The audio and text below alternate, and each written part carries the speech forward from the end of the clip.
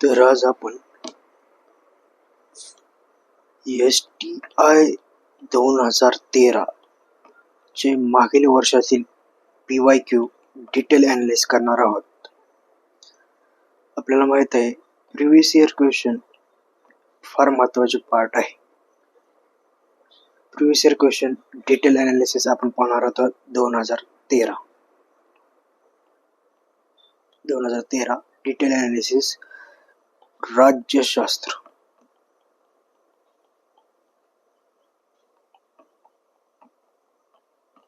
Polity या विषयाचे पाहणार आहोत आपण डिटेल ॲनालिसिस.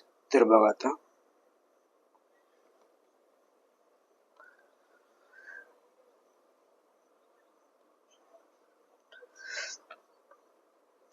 जादूटोणा प्रतिबंध अध्यादेश महाराष्ट्रात केव्हा लागू आला? तर जादूटोणा प्रतिबंध अध्यादेश महाराष्ट्रात 26 ऑगस्ट 2013 ला लागू करण्यात आला. तर याचे उत्तर झाले 26 ऑगस्ट 2013. आता बघा महाराष्ट्र जादूटोणा विरोधी कायदा काय सांगतो यात थोडी माहिती आपण डिटेल बघूया.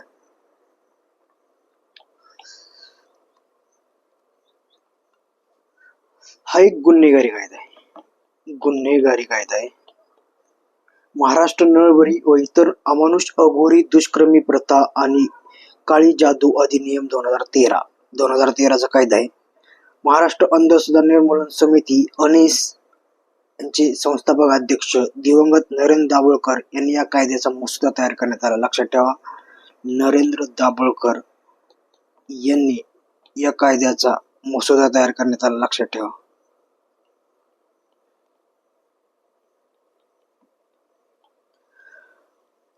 करणी, भानामती, जादूटोणा, चमत्कार, शिक्षा अशा गोष्टी आहेत. तर शिक्षा काय बा, कमीत कमी 6 महिने शिक्षा, जास्तीत जास्त 7 वर्ष शिक्षा, जास्तीत जास्त 7 वर्ष शिक्षा, दंड 5,000 ते 50,000. अजामिनी पत्र आणि दखलपात्र गुन्हा आहे. लक्षात ठेवा, अजामिनी पत्र आणि दखलपात्र गुन्हा आहे. अंधश्रद्धा व जादूटोणा विरोधी कायदा करणारे महाराष्ट्र देशातील पहिले राज्य आहे. लक्षात ठेवा, अंधश्रद्धा विरुद्ध देशामध्ये प्रथम कायदा महाराष्ट्राने केला, पण बिहारने विच हंट म्हणजे चेटकिन टाईप याच्या विरुद्ध पहिल्यांदा कायदा केला होता बिहारने. पण अंधश्रद्धा सुपरस्टिशन्स च्या विरुद्ध महाराष्ट्राने पहिला कायदा केला होता. लक्षात ठेवा. अजून काय डिटेल्स असेल तर बघा, आपण डिटेल ॲनालिसिस बघत आहोत. आता बघा घटनेतील काही कॉन्स्टिट्युशनल प्रोव्हिजन्स काय आहेत की अंधश्रद्धा, सुपरस्टिशन्स आणि रिलिजनचा संबंध येणारे काही. आपल्याला आर्टिकल 25 आणि आर्टिकल 26 आहे. ही फ्रीडम ऑफ रिलिजन दाखवते, तुम्हाला धर्म स्वातंत्र्य आहे. आणि दुसरं म्हणजे इंटरेस्ट ऑफ रिलिजन, धर्माच्या इंटरेस्ट जपायचे स्वातंत्र्य सुद्धा आहे. हे आर्टिकल 25 आणि 30 दाखवते. लक्षात ठेवा. तसेच 42वी फंडामेंटल ड्युटी आहे. 42व्या घटना दुरुस्तीने 1976 ला फंडामेंटल ड्युटी ऍड करण्यात आली. तर ती फंडामेंटल ड्युटी 8वी फंडामेंटल ड्युटी काय सांगते बघा, की वैज्ञानिक स्वभाव, मानवतावाद व चौकशी व सुधारण्याची भावना विकसित करा, अशी ही 8वी फंडामेंटल ड्युटी सांगते की तुम्हाला सायंटिफिक टेम्पर जपायचा, ह्युमॅनिझम जपायचा, स्पिरिट ऑफ इन्क्वायरी आणि रिफॉर्म जपायचा. ही 8वी फंडामेंटल ड्युटी ही सुपरस्टिशनच्या विरोधात बोलते, अंधश्रद्धेच्या विरोधात. तर ही घटनेतील काय तरतुदी होत्या. लक्षात ठेवा. आपला आर्टिकल 21 राईट टू लाईफ दाखवते. लक्षात ठेवा, आर्टिकल 21 राईट टू लाईफ, जगण्याचा अधिकार आहे. आता एक महत्वाची बाब लक्षात ठेवा, अंधश्रद्धा निर्मूलनाच्या बाबतीत इंडियामध्ये सेंट्रल लॉ नाही. अंधश्रद्धेच्या विरुद्ध there is no central law deals with superstitions. अंधश्रद्धेच्या बाबतीत सेंट्रलचा कायदा नाही. लक्षात ठेवा. स्टेटचे कायदे आहेत, म्हणजे बिहारचा कायदा, आसामचा कायदा, महाराष्ट्राचा कायदा. तर ह्या अंधश्रद्धेचा पहिला कायदा महाराष्ट्राने तयार करण्यात आला. त्याचा मसुदा नरेंद्र दाभोळकर यांनी तयार करण्यात आला होता आणि तो 2013 ला पास करण्यात आला. हे लक्षात ठेवा. आणि नरेंद्र दाभोळकर यांची हत्या ही त्या दरम्यानच कालावधीमध्ये झाली होती. लक्षात ठेवा. तर पुढील प्रश्न आहे बघा, आपण राज्यशास्त्र पॉलिटीचे प्रिव्हियस इयर क्वेश्चन बघत आहेत. ST आहे 2013. अगोदर कंबाईन होती, अगोदर सेपरेट पेपर होते. तर आपण डिटेल अनालिसिस बघत आहे 2013च्या STIचं राज्यशास्त्र विषयाचे. तर आता पुढील क्वेश्चन बघूया पॉलिटीचा. हा झाला आपला क्वेश्चन. जादूटोणा प्रतिबंध अध्यादेश महाराष्ट्रात केव्हा लागू करण्यात आला? त्याचं उत्तर आहे 26 ऑगस्ट 2013. आता नकार 6वा क्वेश्चन, पुढील क्वेश्चन बघा पॉलिटीचा. नकाराधिकार राईट टू रिजेक्ट म्हणजे अ. मतदानाला सर्व उमेदवार नाकारण्याचा संपूर्ण हक्क. ब. त्यामुळे निवडणूक प्रक्रियेत सार्वजनिक बदल व सुधारणा होईल आणि राजकीय पक्षांना स्वच्छ प्रतिमेच्या उमेदवारांना उभे करणे भाग पडेल. ख. मतदानाचा कायदेशीर अधिकार आहे. तर नकाराधिकार मूलभूत अधिकार आहे सर्वोच्च न्यायालयाच्या मतानुसार. ड. त्यामुळे निवडणुकीत शुद्धता, पारदर्शकता व जिवंतपणा वाढेल. वरीलपैकी कोणते विधान असत्य आहे? तर आपल्याला असत्य म्हणजे रॉंग स्टेटमेंट ओळखायचे आहे, लक्षात ठेवा. रॉंग किंवा इनकरेक्ट स्टेटमेंट लक्षात ठेवायचे आहे. तर ही बघा नकाराधिकार, हे आपण जरा डिटेल बघूया.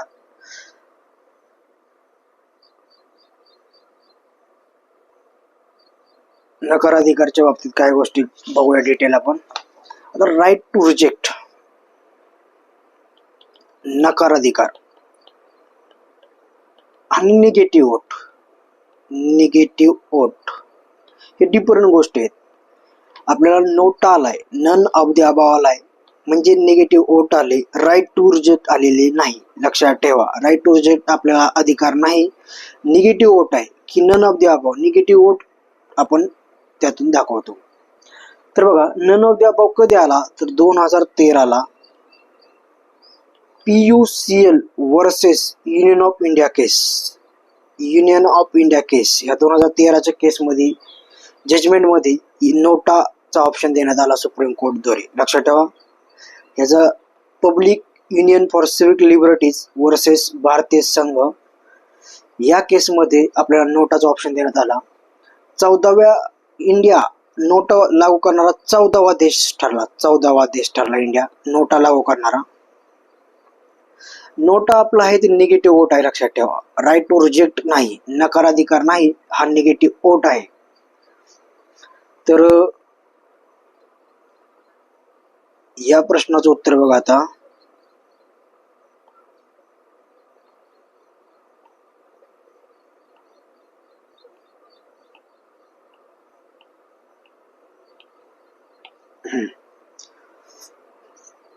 मतदारांना सर्व उमेदवार नाकारण्याचा संपूर्ण हक्क हे राईट टू रिजेक्ट मध्ये येत.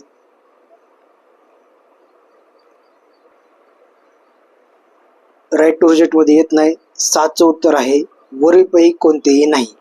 त्यामुळे निवडणुकीत प्रक्रियेत सार्वजनिक बदल व सुधारणा होईल आणि राजकीय पक्षांना स्वच्छ प्रतिमेच्या उमेदवार उभे करणे भाग पडेल, हे चुकीचे आहे.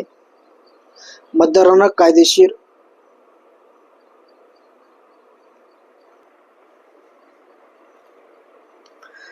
तर बघा आपला हा प्रश्न चुकलेला आहे. राईट टू रिजेक्ट आपण परत एकदा घेणार आहात हा क्वेश्चन. नकाराधिकारचा राईट टू रिजेक्ट म्हणजे काय?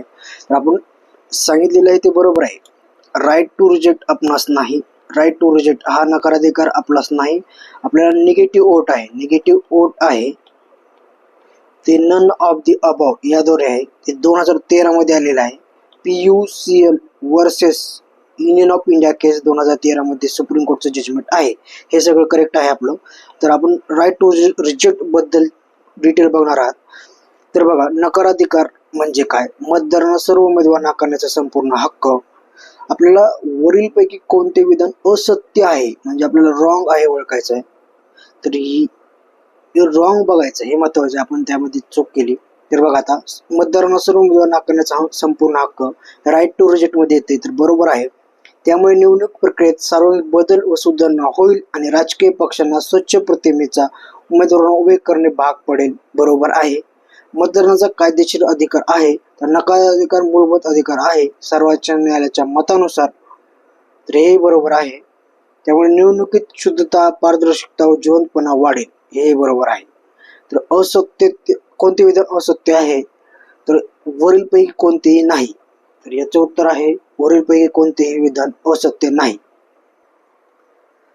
तर बरोबर आहे राईट टू रिजेक्ट म्हणजे याचं उत्तर झालं 4. लक्षात ठेवा. पुढील प्रश्न बघणार आहोत आपण. आता पुढील पॉलिटीचा प्रश्न बघणार आहोत आपण. बघा आता, भूसंपादन विधिनियम 2013 बाबत खालील विधाने विचारात घ्या. खाजगी प्रकल्पासाठी भूसंपादन 80% जमीन मालकाची संमती आवश्यक. सार्वजनिक प्रकल्पासाठी भूसंपादन 70% जमीन मालकाची संमती आवश्यक. शहरीकरणासाठी भूसंपादन केल्यास 20% विकसित जमीन मूळ जमीन मालकाच्या राखून ठेवणे विकासकावर बंधनकारक. तर यापैकी आपल्याला चुकीचे विधान आहे. वरीलपैकी कोणते विधान चुकीचे आहे हे पाहायचे आहे. लक्षात ठेवा. तर बघा आता, याचं उत्तर आहे नन ऑफ द अबव. वरीलपैकी कोणतेही विधान चुकीचे नाही. तर सगळी विधानं बरोबर आहेत. लक्षात ठेवा. आता लँड ॲक्विजिशन ऍक्ट, जी लँड ॲक्विजिशन ऍक्ट होता, बघा आता, लँड ॲक्विजिशन ऍक्ट, जमीन अधिग्रहण कायदा 1894चा, तो 120 वर्षाचा जुना लॉ होता. तो ब्रिटिश कायदा होता, ब्रिटिश लॉ होता. तो आपण खतम केला आणि नंतर 27 सप्टेंबर 2013ला आपण लँड ॲक्विजिशन ऍक्ट 2013 आणला. तो फोर्स झाला, तो इन्फोर्समेंट झाला 1 जानेवारी 2013ला. लक्षात ठेवा. 27 सप्टेंबर 2013ला कायदा आणला, लँड ॲक्विजिशन ऍक्ट 1 जानेवारी 2013 पासून इन्फोर्स झाला. आता मॅन्डेटरी कन्सेंट, त्यामध्ये एक तुम्हाला सहमत घ्यायचे आहे, कंपल्सरी सहमत घ्यायची असते. जर PPP प्रोजेक्ट असेल, पब्लिक प्रायव्हेट पार्टनरशिप प्रोजेक्ट असेल, म्हणजे अदानी प्लस गव्हर्नमेंट असेल, प्लस अंबानी प्लस गव्हर्नमेंट असेल, असा PPP प्रोजेक्ट असेल, तर तिथं 70% लोकांची, पीपलची तुम्हाला मॅन्डेटरी कन्सेंट आहे, सहमती आवश्यक आहे, जर पब्लिक प्रायव्हेट पार्टनरशिप प्रोजेक्ट असेल.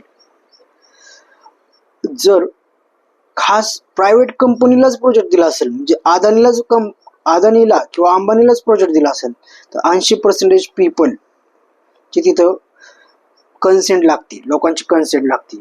आणि कॉम्पेन्सेशन ह्या ऍक्ट मध्ये करण्यात आले. लक्षात ठेवा. कॉम्पेन्सेशन काय आहे लक्षात ठेवा. तर मार्केट व्हॅल्यूच्या 4 पट कॉम्पेन्सेशन आहे. मार्केट व्हॅल्यूच्या 4 पट कॉम्पेन्सेशन आहे ग्रामीण एरियामध्ये. आणि मार्केट रेटच्या 2 पट कॉम्पेन्सेशन आहे शहरी एरियामध्ये. तर लक्षात ठेवा, 2013चा ऍक्ट आहे लँड ॲक्विजिशन ऍक्ट.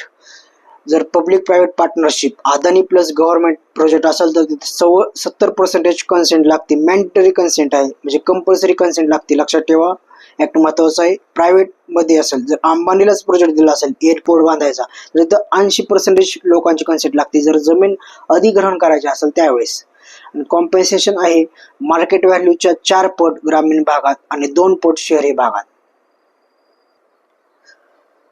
तर पुढील प्रश्न बघा आता. बघा, हे त्या कॉन्टेस्ट मध्ये, त्या करंट अफेअर मधला क्वेश्चन होता, त्यामुळे आपण फास्ट घेऊया. मुंबई महानगरपालिका क्षेत्रात जकाती ऐवजी स्थानिक संस्था कर LBT लोकल बॉडी टॅक्स लागू होण्याची तारीख. तर 1 एप्रिल 2014 ही तारीख होती जकात करच्या बाबतीची.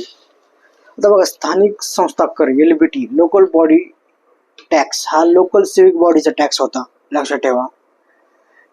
कशासाठी? तर entry of goods into local area for consumption. Local area म्हणजे आता मुंबईसाठी किंवा पुणे PMCच्या एरियामध्ये जर गुड्सची एंट्री होत असेल, माल वाहतूक वगैरे होत असेल, त्यासाठी LBT लागत असत. आता हा एंट्री 52 होती आपल्या स्टेट लिस्ट मध्ये. ट्रेडर सिविक बॉडीला, जे म्युन्सिपाल्टीला वगैरे ट्रेडर व्यापारी देत असत हा टॅक्स. पण हा पार्शली, तर बघा, हा LBT हा पार्शली अबॉलिश बी करण्यात आलाय. परत 1 ऑगस्ट कधी लावला होता? तर बघा आता, 1 एप्रिल 2014 लावला आणि 1 ऑगस्ट 2015ला बंदही करण्यात आला, पार्शली अबॉलिश करण्यात आला. लक्षात ठेवा. तर हा जुना कायदा आहे, इतका इम्पॉर्टंट नाही. आता बघा, हा एक महत्वाचा क्वेश्चन होता राज्यशास्त्राचा. जुलै 2013 मध्ये सर्वोच्च न्यायालयाने गुन्हेगार लोकप्रतिनिधीचे खासदार आमदार सदस्यत्व निकाल लागलेल्या दिवशी रद्द करण्याबाबतचा निर्णय दिला. त्यानुसार डॅश पेक्षा जास्त शिक्षा झालेल्या लोकप्रतिनिधींना हा निर्णय लागू आहे. 6 महिने, 1 वर्ष, 2 वर्ष, 6 वर्ष. तर बघा, याचं उत्तर येते 2 वर्ष. तर यामध्ये आता रिसेंट केसमध्ये होती Rahul Gandhi's disqualification on this act. ह्या ऍक्ट नुसार राहुल गांधीचं डिस्क्वालिफिकेशन केलं होतं. सुरतच्या कोर्टाने त्यांना 2 वर्षाच्या वरची शिक्षा दिल्यामुळे त्यांचं त्याच दिवशी लगेच फास्ट त्यांचं खासदार पद रद्द झालं झालं, पण परत ते रिव्होक करण्यात आलं होतं. तर ही ह्या क्वेश्चनच्या डिटेल आपण पाहणार होता. बघा आता एक महत्वाचं आहे, can jail politician contest poll. जर एका तुरुंगात असेल, म्हणजे आता अमृत पाल एक कॉन्ट्रोवर्शियल व्यक्ती आहे अमृत पाल. तर अमृतपाल सिंग. आता हे जेलमध्ये होते आणि जेलमधून यांनी खासदारकी लढवली आणि ते जिंकले. तर लक्षात ठेवा, अमृतपाल सिंग आणि एक इंजिनियर रशीद, हे पंजाबचे आहेत. इंजिनियर रशीद म्हणून आहे, हे जम्मू काश्मीरचे आहे इंजिनियर रशीद. तर हे दोन्ही जेलमध्ये होते आणि ते इलेक्शन जेलमधून कंटेस्ट करण्यात आले आणि ते जिंकले सुद्धा. लक्षात ठेवा, तर एखादा क्वेश्चन आला की एखादा व्यक्ती जेलमधून इलेक्शन लढू शकतो का, तर लढू शकतो. पोल जेलमधून इलेक्शन लढू शकतो, फक्त जेलमध्ये असताना वोट करू शकत नाही. म्हणजे स्वतःचा वोट द्यायचा असेल तर वोट नाही आणि इलेक्शन कंटेस्ट करू शकतो. आता बघा, there is no law in India that bars jail person for contesting election from inside the jail. तर आपल्या घटनेमध्ये अजून कोणताही कायदा नाही जी जेलड लोक आहेत त्यांना, जे प्रिझनर आहेत, जेलमधले कैदी आहेत, त्यांना इलेक्शन कंटेस्ट करण्यापासून रोखण्याचा कोणताही कायदा नाही. तर लक्षात ठेवा, अमृतपाल सिंग किंवा इंजिनियर रशीद यांनी जेलमधून इलेक्शन लढले, फक्त त्यांना वोट करण्याचा अधिकार नाही. जेलमध्ये असणारे कैदी त्यांना वोट करण्याचा अधिकार नाही, ही महत्वाची बाब आहे. आता बघा, अंडर सेक्शन 8, आता बघा आपल्याला एक रिप्रेझेंटेशन ऑफ पीपल ऍक्ट आहे, लोकप्रतिनिधी कायदा आहे. रिप्रेझेंटेशन ऑफ पीपल ऍक्ट 1951 आहे. त्यानुसार सेक्शन 8 आणि त्यामध्ये 3, यामध्ये काय सांगतोय, a person is convicted and sentence to jail term of not less than 2 years, 2 वर्ष मिनिमम टर्म असेल, he she stand disqualified automatically from contesting election for 6 years from the date of release from prison. Bar on contesting election arises only after person has been convicted. तर बघा, आता आपण fresh केस राहुल गांधीचीच बघू. तर सुरत कोर्टाने त्यांना defamation केसमध्ये 2 वर्षाच्या वरील शिक्षा दिली, मिनिमम 2 वर्षाच्या वरील शिक्षा दिली. म्हणजे 2 वर्ष जरी दिली असली तरी त्यांचं लगेच खासदार पद डिस्क्वालिफाय झालं, ऑटोमॅटिकली डिस्क्वालिफाय होतंय असं कायदा सांगतो. डिस्क्वालिफाय झाल्यानंतर त्या शिक्षा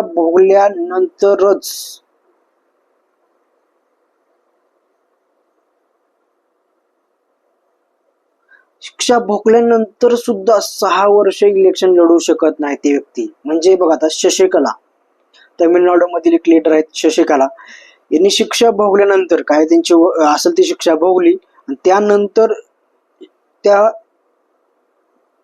पूर्ण माफ झाल्या, शिक्षा माफ झाली त्यांची, किंवा पूर्ण शिक्षा भोगून आल्यानंतर सुद्धा 6 वर्ष ते इलेक्शन लढू शकत नाहीत. हे लक्षात ठेवा, हा कायदा सांगतो. लक्षात ठेवा, एक महत्वाची बाब आहे. आता ही महत्वाची गोष्ट आहे, सारख्या करंट मध्ये ह्या गोष्टी असतात. आता बघा, एक कुठल्या केस मध्ये आलं होतं, लिली थॉमस विरुद्ध भारतीय संघराज्य, युनियन ऑफ इंडिया, भारतीय संघराज्य, ही 2013 ची केस होती. आता बघा, 2 वर्ष शिक्षा ही महत्वाची तरतूद आहे. जर कुठले, आणि लक्षात ठेवा, कोणत्याही न्यायालयाने दिलेला निर्णय असेल, 2 वर्ष, कमीत कमी 2 वर्ष त्यावरील शिक्षा असेल, तर MP आणि MLA खासदार आमदारांचं त्याच दिवशी सदस्यत्व रद्द होतो. हे लक्षात ठेवा, सारखं न्यूज मध्ये असतं. तर पुढील बघूयात भाग.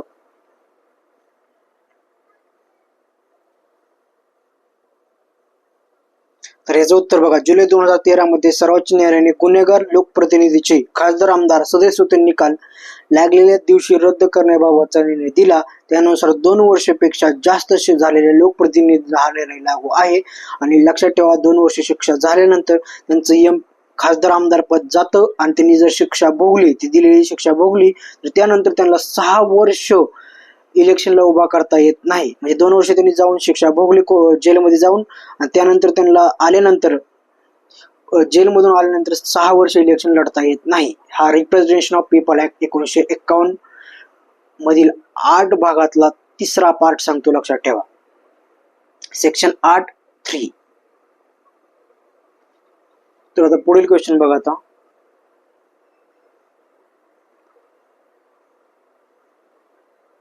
आता बघा,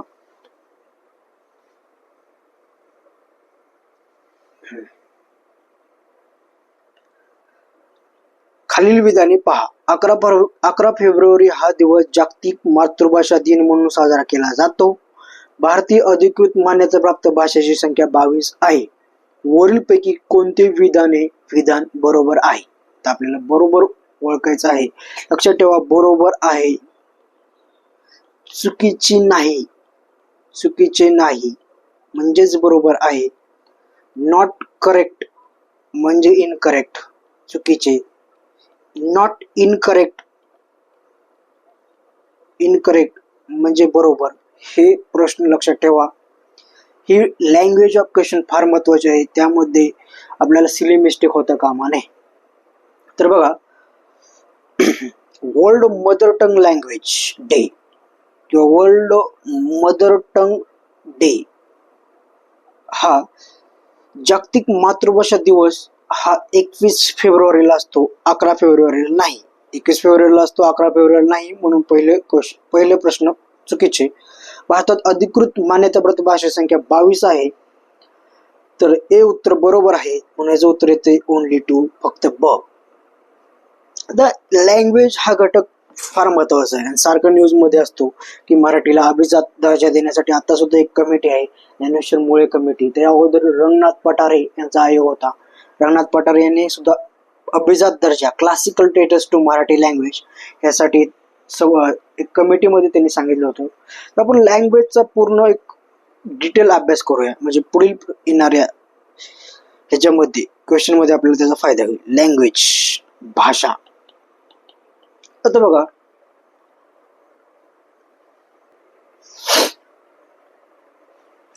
घटनेमध्ये पार्ट 17 हे लँग्वेजचे आहे, लक्षात ठेवा. पार्ट 17 लँग्वेजचे आहे.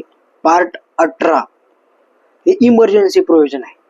तर हे लक्षात ठेवा, म्हणजे भाषा, काहीतरी भाषेतनं बोलल्यानंतर इमर्जन्सी क्रिएट होऊ नये, म्हणजे काहीतरी बोललं आणि इमर्जन्सी तयार होणे, असं लक्षात ठेवा. 17-18 लँग्वेज, पार्ट 17 लँग्वेजचा आहे, भाषेचा आहे. पार्ट 18 इमर्जन्सीचा आहे.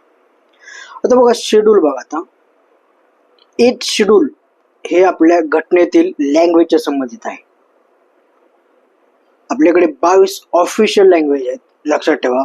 ऑफिशियल लँग्वेज आहेत. तर बघा, ऑफिशियल लँग्वेज बद्दल आपण डिटेल बघणार आहेत, कारण हे महत्वाचे आहे, याबद्दल आर्टिकल विचारतात. तर आर्टिकल 343 ते 351 हे आपल्या घटनेतील आर्टिकल लँग्वेज संबंधित आहेत. आता बघा, आर्टिकल 343 काय सांगतं बघा. ऑफिशियल लँग्वेज ऑफ युनियन, संघाची ऑफिशियल लँग्वेज. तर बघा, Hindi in Devanagari script, Devanagari script मधील असणारी हिंदी ही ऑफिशियल लँग्वेज ऑफ युनियन, हे आर्टिकल 343 सांगतं, लक्षात ठेवा. International form of Indian numericals आणि इंटरनॅशनल फॉर्म ऑफ न्यूमेरिकल्स असतील, या गोष्टीच्या बाबतीत आर्टिकल 343 सांगतं, लक्षात ठेवा. तसेच आर्टिकल 348 काय सांगतं बघा. आता language to be use in supreme court आणि high court and for acts and bills. तर बघा, हाय कोर्ट असेल, सुप्रीम कोर्ट असेल किंवा पार्लमेंट असेल यामध्ये जी लँग्वेज यूज केली जाईल ही इंग्लिश असेल, हे आर्टिकल 348 सांगतं, लक्षात ठेवा. तर मध्येच एक न्यूज होती, एका हायकोर्टाने सांगितलं की तुम्ही इंग्लिशमध्ये बोला एका प्रतिवाद्याला. तर त्यामुळे लक्षात ठेवा, आर्टिकल 348 सांगतंय की सुप्रीम कोर्ट, हायकोर्ट आणि पार्लमेंटची लँग्वेज ही इंग्लिश असेल. आता बघा, गव्हर्नर, स्टेटचा गव्हर्नर असेल, ते प्रेसिडेंटची एक प्रायर कन्सेंट घेऊन, प्रेसिडेंटला विचारून, प्रेसिडेंटच्या सहमतीने हायकोर्ट मधील लँग्वेज, आता महाराष्ट्र हायकोर्ट आहे किंवा बॉम्बे हायकोर्ट आहे, मुंबई हायकोर्ट आहे, त्यातले लँग्वेज त्या लँग्वेज मध्ये करू शकतो. जसं मदर टंग मध्ये करू शकतो, जसं मराठी असेल महाराष्ट्राच्या बाबतीत, तर कोण करू शकतो? गव्हर्नर. आपले गव्हर्नर, ऑनरेबल गव्हर्नर, प्रेसिडेंटची सल्ला मसलत करून, त्यांची पूर्वपरवानगी घेऊन हायकोर्टची लँग्वेज मराठीमध्ये करू शकतात, हे लक्षात ठेवा. पण जनरली हायकोर्ट, सुप्रीम कोर्ट आणि पार्लमेंटची लँग्वेज इंग्लिशमध्ये असते. आर्टिकल 348 हे आपल्या घटनेतील आर्टिकल सांगत आहे, लक्षात ठेवा. आता पुढील बाबी बघा. आता 350A हे आर्टिकल बघा काय सांगतंय. Facilities for instruction in mother tongue at primary stage. तर आपण प्रायमरी स्टेजला असेल, प्राथमिक शाळेमध्ये तुम्हाला प्रायमरी स्टेजला आपल्या मराठी लँग्वेजमध्येच आपल्याला शिकवले जाते, हे लक्षात ठेवा. Facilities for instruction in mother tongue at primary stage. तर मदर टंग मध्ये, जशी आपली मराठी मातृभाषा आहे त्यामध्ये, तर आर्टिकल 350A नुसार प्राथमिक शाळेमध्ये किंवा प्राथमिक स्टेजमध्ये तुम्हाला मराठी लँग्वेज असेल, मदर टंग असेल, आर्टिकल 350A सांगते. 351 350B बघूया. 350B काय म्हणते बघा. Special officer for linguistic minority. तर लक्षात ठेवा, 350B special officer for linguistic minority एक घटनात्मक पद आहे, घटनेमध्येच त्याची तरतूद आहे, लक्षात ठेवा. तर हे प्रेसिडेंट आपण करतो, special officer for linguistic minority. 351 article काय सांगते बघा. Directive for development of Hindi language. तर ही ड्युटी ऑफ युनियन आहे, आपल्या केंद्राची ड्युटी आहे की हिंदी लँग्वेजची डेव्हलपमेंट करणे, प्रमोशन करणे हिंदी लँग्वेजचे. तर Amit Shah, honourable home minister, हिंदीबद्दल काय बोलले, हिंदीचा वापर जास्त पाहिजे. तर घटनात्मक बाबीने हे बरोबर आहे, कारण ही केंद्राची ड्युटीज आहे की प्रमोशन ऑफ हिंदी. तर आपण लँग्वेज डिटेल बघत आहोत बघा. शेड्यूल आहे 8. शेड्यूल आहे 8 पार्ट 17 हे आपण लँग्वेज. तर बघा आपल्या घटनेमध्ये टोटल स्टार्टिंगला घटना चालू झाल्यापासून 14 लँग्वेज होते. त्यानंतर 8 लँग्वेज ऍड करण्यात आले. ते 8 लँग्वेज कसे ऍड करण्यात आले बघा. आता हे महत्वाचं लक्षात ठेवा. 8 लँग्वेज ऍड करण्यात आले बघा. आता तर बघा 21वी घटना दुरुस्ती झाली होती 1967 ला, त्यामध्ये सिंधी लँग्वेज ऍड करण्यात आली, सिंधी. त्यानंतर 92वी घटना दुरुस्ती झाली 2003 ला, त्यामध्ये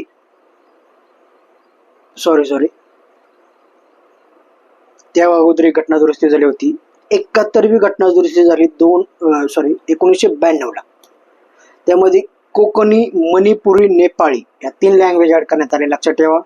त्यानंतर झाली 92वी घटना दुरुस्ती 2003, त्यामध्ये बोडो, डोंगरी, मैथिली, संताली अशा 4 लँग्वेज ऍड करण्यात आले, लक्षात ठेवा. तर बघा आपल्या घटनेमध्ये स्टार्टिंगला 14 लँग्वेज होत्या, त्यानंतर 8 लँग्वेज ऍड करण्यात आल्या, म्हणजे टोटल झाले आता सध्या 22 लँग्वेज आहेत. तर बघा 21वी घटना दुरुस्ती 1967 ला सिंधी लँग्वेज ऍड करण्यात आली. 71वी घटना दुरुस्ती 1992 ला कोकणी, मणिपुरी, नेपाळी. 92वी घटना दुरुस्ती 2003 ला बोडो, डोंगरी, मैथिली, संताली अशा या 2003 ला 4 लँग्वेज ऍड करण्यात आल्या. अशा टोटल 8 लँग्वेज परत घटने दुरुस्तीने ऍड करण्यात आल्या, लक्षात ठेवा. तर बघा एक 96वी घटना दुरुस्ती आहे. 96वी घटना दुरुस्ती 2011 मध्ये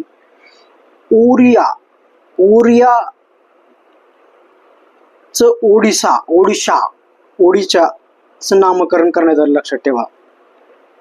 ओरिया ओडिशा असं नामकरण करण्यात आलं, लक्षात ठेवा. तर आता ही घटना दुरुस्तीमधील लँग्वेज हा पार्ट आपण डिटेल करूया आता. तर बघा आता कुठले कुठले लँग्वेज आहेत आपल्या घटनेमध्ये. तर आसामी आहे, बेंगाली आहे, बोडो, डोंगरी, गुजराती, हिंदी, कन्नड, काश्मीरी, कोकणी, मैथिली, मल्याळम, मणिपुरी, मराठी, नेपाळी, ओरिया, पंजाबी, संस्कृत, संताली, सिंधी, तमिळ, तेलुगू, उर्दू. आता बघा ह्या 22 लँग्वेज आहेत. तर आपण लक्षात काय ठेवायचं, तर ज्या लँग्वेज बावीस भाषांमध्ये नसणाऱ्या लँग्वेज, शेड्यूल 8 मध्ये नसणाऱ्या लँग्वेज लक्षात ठेवायच्या, म्हणजे त्या थोड्या आहेत. जसं बघा आता इंग्लिश नाही, राजस्थानी लँग्वेज नाही, भोजपुरी लक्षात ठेवा. भोजपुरी गाण्याचा एक फॅन क्लब, करोडोवर गाण्याचा फॅन क्लब आहे, पण भोजपुरी सुद्धा 8व्या शेड्यूल मध्ये नाही, राजस्थानी सुद्धा 8व्या शेड्यूल मध्ये नाही, इंग्लिश सुद्धा 8व्या शेड्यूल मध्ये नाही. तर हे लक्षात ठेवा. तसेच बघा ऑल क्लासिकल लँग्वेज, ज्या क्लासिकल लँग्वेज आहेत त्या सर्व क्लासिकल लँग्वेज, आता सध्या 6 क्लासिकल लँग्वेज आहेत, तर सर्व क्लासिकल लँग्वेज ह्या 8व्या शेड्यूल मध्ये आहेत, या 22 लँग्वेज मध्ये आहेत. जसे की तमिळ, संस्कृत, कन्नडा, तेलुगू, मल्याळम, ओडिया. तर लक्षात ठेवा ऑल क्लासिकल लँग्वेज ह्या लँग्वेज शेड्यूल 8 मध्ये आहेत किंवा 22 लँग्वेज मध्ये आहेत. तर लक्षात ठेवा. आता आपण बघणार आहोत क्लासिकल लँग्वेज. ही लँग्वेज पार्ट आपण डिटेल करूया. क्लासिकल लँग्वेज काय आहे बघा, एक अभिजात भाषा. मराठीला अभिजात भाषेचा दर्जा देण्यासाठी फार वर्ष डिमांड आहे. तर बघा भाषा ही 1500 किंवा 2000 वर्षापूर्वीची प्राचीन असावी.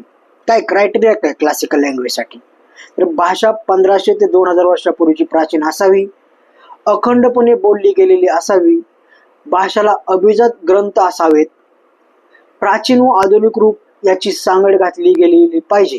तर अशा ह्या 4 क्रायटेरिया आहेत की भाषा प्राचीन असावी, अखंड बोलली गेली असावी, अभिजात ग्रंथ असावेत, प्राचीन व आधुनिक रूप याची सांगड घातली गेली पाहिजे. तर आपली मराठी भाषा हिस्टॉरिकली अभिजात लँग्वेजसाठी आहे, पण अजूनही गव्हर्नमेंटने, सेंट्रल गव्हर्नमेंटने दर्जा दिलेला नाही अभिजात भाषेचा. आता सध्या लक्षात ठेवा मिनिस्ट्री ऑफ कल्चरच्या गाईडलाईन्स आहेत, मिनिस्ट्री ऑफ कल्चरच्या गाईडलाईन्स आहेत क्लासिकल लँग्वेजसाठी. तर काय बघा आता ज्ञानेश्वर मुळे कमिटी ही 2024लाच लावलेली आहे.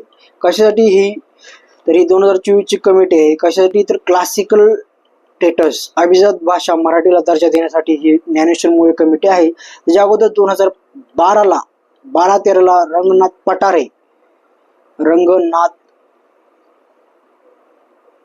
पठारे यांची कमिटी होती. लक्षात ठेवा पठारे. आता बघा क्लासिकल लँग्वेज स्टेटसचा फायदा काय होतो बघा. आता क्लासिकल लँग्वेज स्टेटस जर मराठीला भेटला, आता सध्या मराठी लँग्वेजला नाही. आता कोणते लँग्वेज आहेत बघा, लक्षात ठेवा. तमिळ 2004ला क्लासिकल स्टेटस देण्यात आले. त्यानंतर संस्कृत 2005ला संस्कृत. कन्नडा 2008ला 4. तेलुगू 2008लाच. मल्याळम 2013 आणि ओडिया हे 2014ला. लक्षात ठेवा तमिळ 2004, संस्कृत 2005, कन्नडा 2008, तेलुगू 2008, मल्याळम 2013, ओडिया 2014. तर ह्या क्लासिकल स्टेटसचा दर्जा दिलेला आहे. तर आता बघा आपली जी HRD मिनिस्ट्री आहे, human and resource development ministry, ती काय करते, एक अवॉर्ड देते, अवॉर्ड्स वगैरे देते क्लासिकल लँग्वेजच्या भाषिकांना. UGC सेंटर युनिव्हर्सिटीमध्ये चालू होतं लँग्वेजचं सेंटर खास. तर अशा प्रकारे गव्हर्नमेंटचे अभिजात दर्जा दिलेल्या गोष्टींना फायदा होतो. आता बघा मराठी जगातील 10व्या क्रमांकाची भाषा बोललेली आहे. मराठी जगातील 10व्या क्रमांकाची भाषा बोलली जाते, लक्षात ठेवा. तर पुढील प्रश्न बघा आता, डॉक्टर नरेंद्र दाभोळकरांनी कोणता ग्रंथ लिहिला नाही.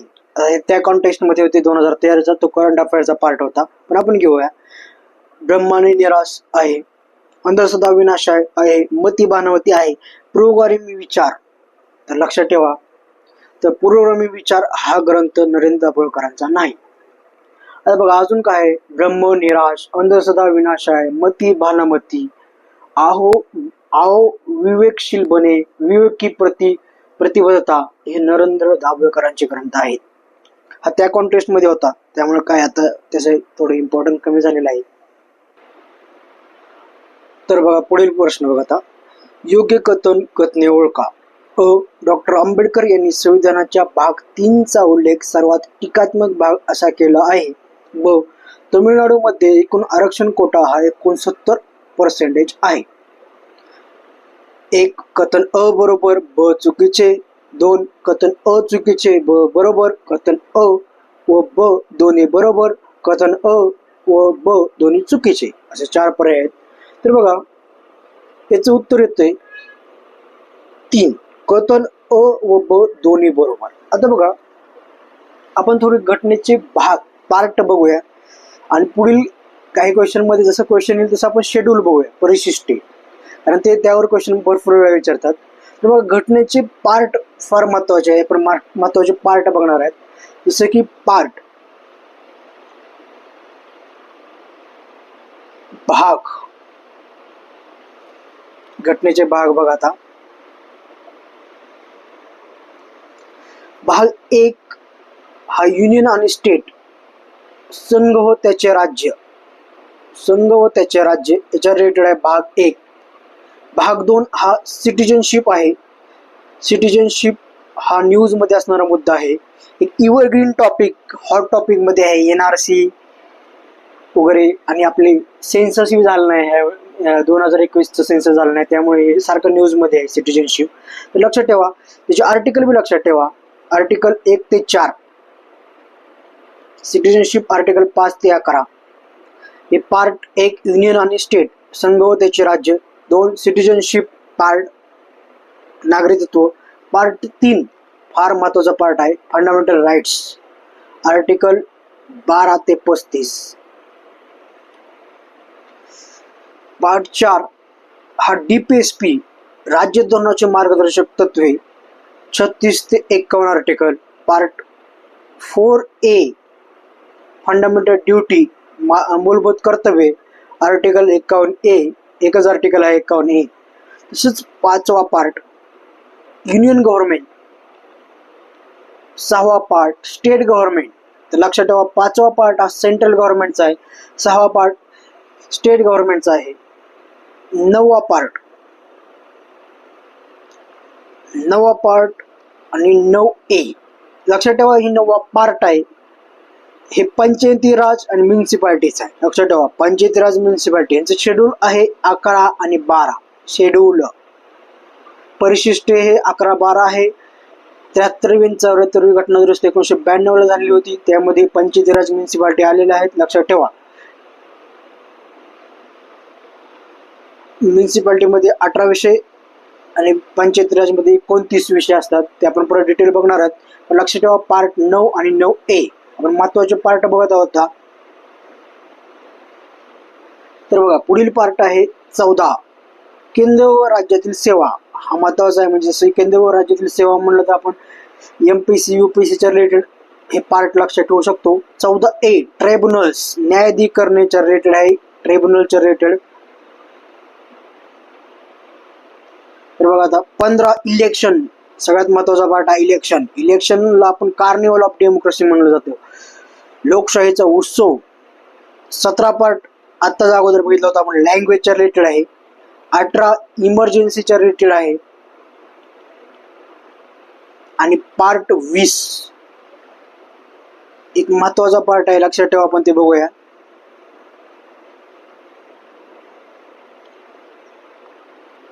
पार्ट 20 हा घटना दुरुस्तीच्या रिलेटेड आहे, लक्षात ठेवा. पार्ट 20 हा कॉन्स्टिट्युशनल अमेंडमेंट, घटना दुरुस्तीच्या रिलेटेड आहे, लक्षात ठेवा. हा महत्वाचा पार्ट आहे. आता बघा प्रश्नामध्ये काय म्हणते बघा, डॉक्टर आंबेडकर यांनी संविधानाच्या भाग 3 ला, तर संविधानाचा भाग 3 काय, फंडामेंटल राईट्स, मूलभूत अधिकार आर्टिकल 12 ते 35 चा उल्लेख सर्वात टीकात्मक भाग असा केला आहे. तर बरोबर आहे, कारण फंडामेंटल राईट्सवर भरपूर टीका झाली, लक्षात ठेवा. काहीतरी म्हणले हे फंडामेंटल राईट्सचा चॅप्टर नसून लिमिटेशन ऑफ फंडामेंटल राईट्स असे या चॅप्टरचं नाव आहे. हे बरोबर आहे. तमिळनाडूमध्ये एकूण आरक्षण कोटा 69% आहे, हे सुद्धा बरोबर आहे. उत्तर येते 3, कथन अ ब दोन्ही बरोबर. आता हे आरक्षण एक कॉम्प्लेक्स इश्यू आहे, सोशो पॉलिटिकल इकॉनॉमिकल इश्यू आहे. त्याबद्दल आपण डिटेल परत बघूया. पण आता एक आरक्षणचा इश्यू आलाय आणि त्या अगोदर आपण डॉक्टर बाबासाहेब आंबेडकरांनी काय आर्टिकलला काय काय म्हटले आहे त्यावर भरपूर वेळा क्वेश्चन आहे. लक्षात ठेवा, आर्टिकल 32ला घटनेचं हृदय आणि आत्मा heart and soul of constitution म्हटलेलं आहे. लक्षात ठेवा, डॉक्टर BR आंबेडकरांनी आर्टिकल 32ला heart and soul of constitution म्हटलेलं आहे. लक्षात ठेवा, इंडियन कॉन्स्टिट्यूशन हृदय आणि आत्मा. तर आर्टिकल 32 काय सांगतं, तर ही फंडामेंटल राईटचं प्रोटेक्शन करण्यासाठी असणारा फंडामेंटल राईट्स आहे. Right to constitutional remedies. जर तुमच्या फंडामेंटल राईट्सवर गदा आली तर ह्या फंडामेंटल राईट आर्टिकल 32च्या रिप्रेसनं तुम्ही सुप्रीम कोर्टात, डायरेक्टली सुप्रीम कोर्टात किंवा हायकोर्टात धाव घेऊ शकता. तर हे आर्टिकल 32 आहे. तसेच आंबेडकरांनी आर्टिकल 356ला एक डेड लेटर म्हणून यूज कर म्हणले. डेड लेटर संबोधले आहे. एक मृत्यूपुत्र एक मृत्यूचं पत्र असणार एक डेड लेटर असं आर्टिकल 356ला म्हटलेलं आहे. लक्षात ठेवा. तर आर्टिकल 56 एक सेफ्टी वॉल्व असं त्यांनी समजलेलं. लक्षात ठेवा, डॉक्टर BR आंबेडकरांनी डेड लेटर समजलेलं आहे आर्टिकल 356ला. आर्टिकल 32ला heart and soul of constitution समजलेलं. लक्षात ठेवा. तर हे रिझर्वेशनचा गुंता आपण थोडा महत्वाच्या बाबीवर पॉईंट टाकू. जर पॉईंट आलेला आहे की तमिळनाडूमध्ये 69% रिझर्वेशन आहे, तर हे बरोबर आहे.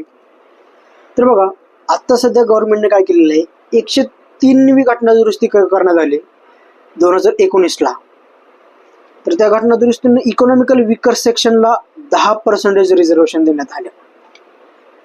ते कुठल्या आर्टिकलनुसार दिले, घटनेतील 15(6) आणि 16(6) ह्या घटनेतील आर्टिकलचा यूज करून EWS इकॉनॉमिकल विकर सेक्शनला 10% रिझर्वेशन 103वी घटना दुरुस्ती 2019 देण्यात आले. लक्षात ठेवा. आता बघा, रिझर्वेशनच्या बाबतीत एक फेमस म्हणा किंवा इनफेमस म्हणा, प्रख्यात म्हणा, कुख्यात म्हणा, विख्यात म्हणा केस आहे इंदिरा सोहनी वर्सेस युनियन ऑफ इंडिया केस 1992.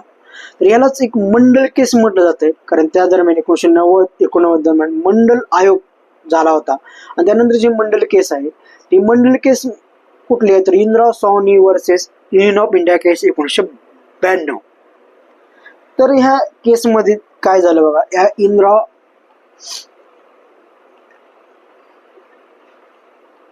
ने वर्सेस युनियन ऑफ इंडिया केस 1992 ह्या केसचे काही 3 महत्वाचे पैलू आहेत. लक्षात ठेवा. सुप्रीम कोर्टनं रिझर्वेशनचं एक सिलिंग लिमिट कॅप 50% केलं, पण ते आता भरपूर स्टेटनं व्हायलेट केलं म्हणता येईल, किंवा ते स्टेट 50%च्या वर गेले आहेत. म्हणजे आता बघा, तमिळनाडूचं 69% आहे, महाराष्ट्राचं ही जर आताचं मराठा रिझर्वेशन गृहीत केलं तर 62% होतं. पण त्यामध्ये कॉन्टेक्स्ट आहे, त्यामध्ये सुप्रीम कोर्टमध्ये काय, हायकोर्टामध्ये मॅटर आहे, सब ज्युडिस मॅटर आहे, त्यामुळे आपण काही यावर टिप्पणी करू शकत नाही. पण लक्षात ठेवा, सुप्रीम कोर्टनं रिझर्वेशनच्या बाबतीत सांगितलं आहे 50%ची लिमिट आहे. दुसरी गोष्ट मध्ये प्रमोशनमध्ये रिझर्वेशन नसेल, प्रमोशनमध्ये रिझर्वेशन नाही. आणि क्रिमिलियर हे OBC साठी असेल. आता बघा, सुप्रीम कोर्टचा 1 ऑगस्ट 2024चा निर्णय आहे की SC ST साठी सुद्धा क्रिमिलियर असेल आणि सब कॅटेगरायझेशन SC ST सुद्धा सब कॅटेगरायझेशन असेल. हे 2024चा 1 ऑगस्ट 2024चा निर्णय आहे. तर बघा, आता रिझर्वेशनच्या बाबतीतल्या गोष्टी आहेत. अजून काय डिटेल बघूया. तर बघा, रिझर्वेशन हे पार्ट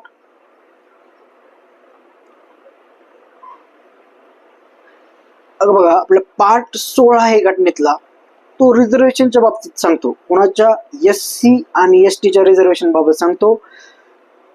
त्यासाठी म्हणजे पार्ट 16 सांगतो की रिझर्वेशन आहे SC ST ना कुठं, पार्लमेंटमध्ये आणि स्टेट लेजिस्लेचरमध्ये. पार्लमेंटमध्ये लोकसभेमध्ये रिझर्वेशन आहे आणि स्टेट लेजिस्लेचरमध्ये विधानसभेमध्ये रिझर्वेशन आहे. लक्षात ठेवा, राज्यसभेत आणि विधान परिषदेमध्ये रिझर्वेशन नाही, लोकसभेत आणि विधानसभेत रिझर्वेशन आहे SC ST साठी. आणि आर्टिकल 15(4) आणि 16(4) हे SC STच्या रिझर्वेशन बाबत आहे. ते रिझर्वेशन SC STचं कुठं, तर गव्हर्नमेंट सर्व्हिस मधल्या रिझर्वेशनच्या बाबतीत आहे. तर हे आपण रिझर्वेशनच्या काही महत्त्वाच्या गोष्टी पाहिलेल्या आहेत.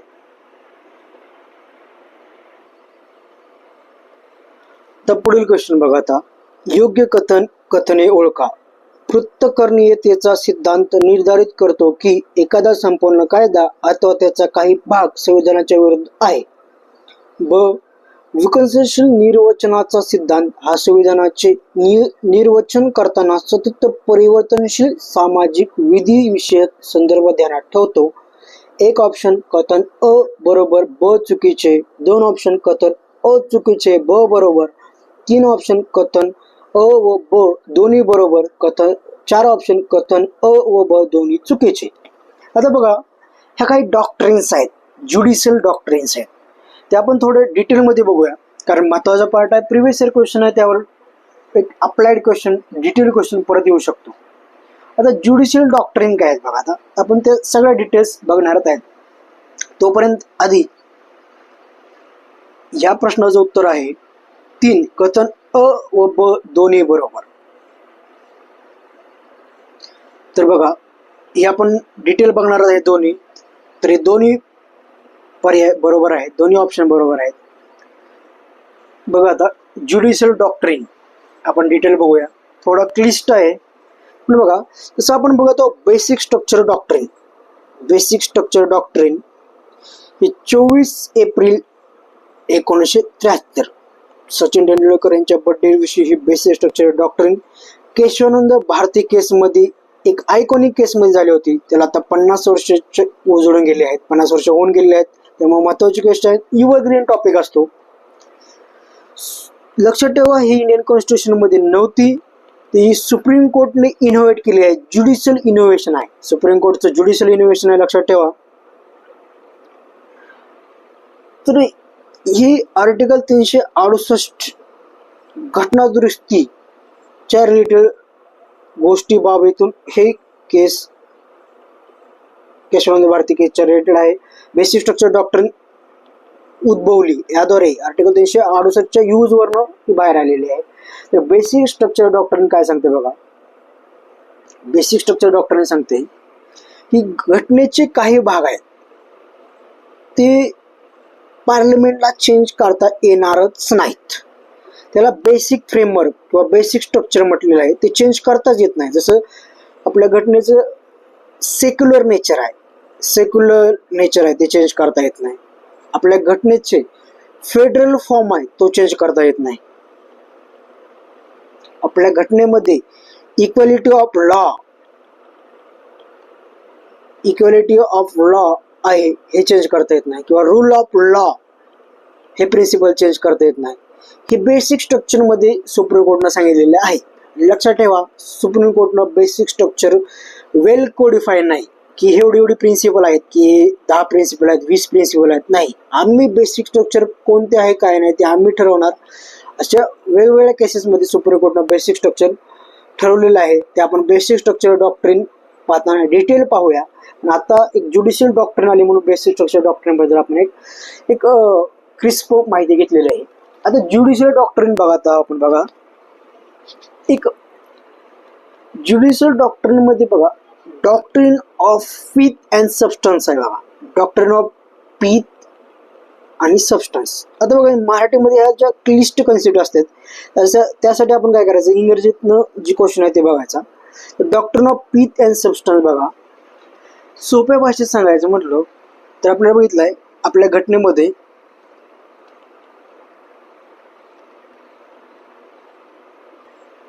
7 शेड्यूल मध्ये लिस्ट आहेत बघा.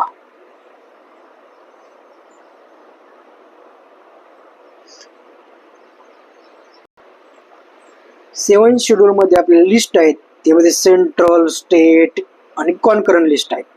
त्या रिलेटेड ही doctrine of pith and substance आहे. काय म्हणते बघा, doctrine of pith and substance state that union and state legislature should not encroach upon each other sphere. तर बघा, doctrine of pith and substance म्हणते की सेंटर आणि स्टेट, सेंटर आणि स्टेट, सेंटरचे लेजिस्लेचर आहे पार्लमेंट, स्टेटचे state legislature, do not encroach upon each other sphere. तर एकमेकाच्या स्पेअरमध्ये आपापल्या सब्जेक्टवर कायदा करायचा त्यांचा अधिकार आहे, पण एकमेकाच्या स्पेअरमध्ये इन्क्रोच करू नये असे डॉक्टरने म्हणते. Doctrine help examining true nature of legislation and deciding which list is belong to central or state. तरी बघा, doctrine of pith and substance ही सेंटरच्या लिस्ट आणि स्टेट लिस्ट यांच्यामधील नेचर इन्क्रोच आपण एकमेकावर इन्क्रोच होऊ नये म्हणून, एकमेकाच्या अधिकार यादी लिस्टमधील अधिकारावर गदा येऊ नये म्हणून हे doctrine of pith and substance आहे. लक्षात ठेवा, ही डॉक्ट्रिन लिस्टच्या संबंधित आहे. ही डॉक्ट्रिन काय सांगते, स्टेटनं किंवा पार्लमेंटनं कायदा बनवताना स्टेट लेजिस्लेचर आणि पार्लमेंट यांनी आपापल्या अधिकार क्षेत्रामधील आपापल्या लिस्टवर कायदे बनवणे, एकमेकाच्या अधिकाराच्या यादीवर लिस्टवर गदा आणणे, इन्क्रोच न करणे, ही doctrine of pith and substance सांगते. लक्षात ठेवा, ही महत्वाची डॉक्ट्रिन आहे. आता बघा, डॉक्ट्रिन ऑफ सेव्हरेबिलिटी ज्यावर क्वेश्चन विचारला आहे ती डॉक्ट्रिन्स आहे. तर ही बरोबर प्रश्नाचे या डॉक्ट्रिनचं हे एक्सप्लेनेशन बरोबर आहे. पृथ्थीकरणाचा सिद्धांत निर्धारित करतो की एखादा संपूर्ण कायदा अथवा त्याचा काही भाग संविधानाच्या विरुद्ध आहे. तर बरोबर आहे. Doctrine of severability decides whether the law as a whole or any or some part of there are against the constitution. तर आता डॉक्ट्रिन ऑफ सेव्हरेबिलिटी बघणार आहोत आपण. तर ही डॉक्ट्रिन काय सांगते बघा, पृथ्थीकरणाचा सिद्धांत ही फंडामेंटल राईटच्या रिलेटेड डॉक्ट्रिन आहे. काय करते ही फंडामेंटल राईट्स, मूलभूत अधिकारांना प्रोटेक्ट करते.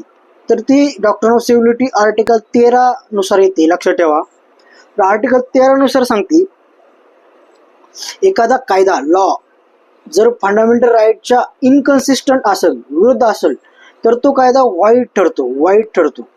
तर तो नल आणि वाईट ठरतो कायदा हा 0 ठरतो जर तो फंडामेंटल राईटच्या विरोधात असेल. तर ही डॉक्ट्रिन ऑफ सेव्हरेबिलिटी सांगते. तर लक्षात ठेवा, ही महत्वाचं आहे डॉक्ट्रिन ऑफ सेव्हरेबिलिटी. आता बघा, 13(1) नुसार डॉक्ट्रिन ऑफ सेव्हरेबिलिटी आहे, पृथ्थीकरणाचा सिद्धांत आहे. तर बघा, आपण बघणार आहोत डिटेल. बघा, आता तशीच एक डॉक्ट्रिन ऑफ इक्लिप्स आहे. डॉक्ट्रिन ऑफ सेव्हरेबिलिटी प्रमाणेच एक डॉक्ट्रिन ऑफ इक्लिप्स आहे. इक्लिप्स, आता आपण म्हणतो ग्रहण लागलं, तर आता हे ग्रहण कसं लागलं, तरी कायद्याला कसं ग्रहण लागलं बघा. The doctrine of eclipse states that any law that violates fundamental right is not null or void, but is only non-enforceable. It is not dead but inactive. आता बघा, डॉक्ट्रिन ऑफ इक्लिप्स म्हणजे काय, कायद्याचा जो भाग फंडामेंटल राईटच्या विरोधात जातो तोच नल असेल किंवा वाईड असेल, तोच 0 असेल. पण संपूर्ण कायदा नल आणि वाईट सांगता येत नाही, तो इनॅक्टिव्ह पार्ट सांगता येईल. तर बघा, डॉक्ट्रिन ऑफ इक्लिप्स काय सांगतो, जेवढं ग्रहण लागले जो भाग फंडामेंटल राईटचा, एखाद्या मोठ्या कायद्याचा काही भागच फंडामेंटल राईटच्या विरोधात गेला असेल तर तोच नल अँड वाईड असेल. पूर्ण कायदा नल अँड वाईड नसेल, पण तो भाग जो फंडामेंटल राईटच्या विरोधात गेलाय तोच नल अँड वाईड असेल, या डॉक्ट्रिन ऑफ इक्लिप्स सांगते. तर लक्षात ठेवा, डॉक्ट्रिन ऑफ सेव्हरेबिलिटी आणि डॉक्ट्रिन ऑफ इक्लिप्स यामध्ये फरक काय आहे. तर सेव्हरेबिलिटी आणि इक्लिप्स ही आर्टिकल 13(1) चा पार्ट आहे. डॉक्ट्रिन ऑफ बघा, आता इक्लिप्स, डॉक्ट्रिन ऑफ इक्लिप्स आणि डॉक्ट्रिन ऑफ सेव्हरेबिलिटी, तर हे आर्टिकल 13(1) चा पार्ट आहे आणि आर्टिकल 13(2) चा पार्ट आहे. डॉक्ट्रिन ऑफ सेव्हरेबिलिटी आर्टिकल 13(3) हे कायदा सांगतो. लक्षात ठेवा. तर बघा, महत्वाची बाब काय, महत्वाची बाब आहे की ही कायदाच्या रिलेटेड डॉक्ट्रिन आहेत. आणि या काय सांगतात, तर जो भाग आर्टिकल 13 मधील 13(3) कायदा या डेफिनेशनच्या विरोधात जात असेल, थोडक्यात तो फंडामेंटल राईटच्या विरोधात जात असेल, तर तो भाग नल अँड वाईड असेल या रिलेटेड आहे. आणि यामध्ये अगोदर प्री कॉन्स्टिट्युशनल बाबी आणि पोस्ट कॉन्स्टिट्युशनल बाबी, घटना तयार व्हायच्या अगोदरच्या बाबी आणि घटना तयार नंतरच्या बाबी ह्या गोष्टी आहेत. थोडक्यात ह्या डॉक्टरीन लक्षात ठेवा. तुम्हाला थोडक्यात अंदाज आला पाहिजे की ह्या डॉक्टरीनमध्ये काय आहे. तर तुम्हाला आता डॉक्टर ऑफ इक्लिप्स आणि डॉक्टर ऑफ सेव्हरबिलिटी या आर्टिकल 13(1) इक्लिप्स, 13(2) सेव्हरबिलिटी, 13(3) कायद्याची डेफिनेशन, आर्टिकल 13 म्हणजे कायदा काय, लॉ काय याची डेफिनेशन सांगितलेली आहे आर्टिकल 13 मध्ये, 3 मध्ये. तर ह्या डॉक्टरने याच्या रिलेटेड आहे, थोडक्यात लक्षात ठेवायचं आणि तसा अंदाज बांधून प्रिन्सिपल ऑफ इलिमिनेशन वापरून इलिमिनेट करायचे ऑप्शन पण ह्या डॉक्टरने महत्वाचे लक्षात ठेवा.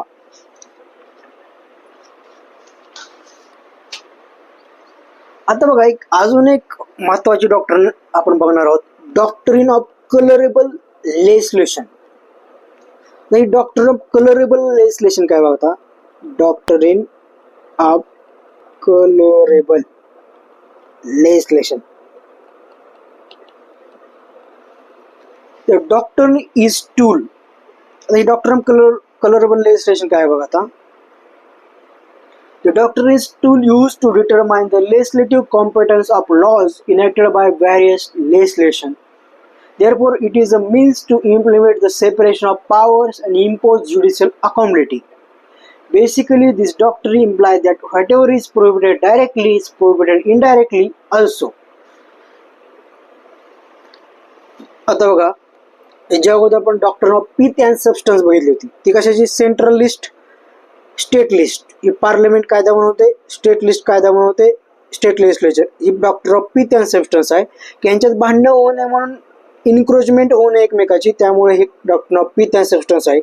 तशाच प्रकारचे कलरेबल लेजिस्लेशन आहे.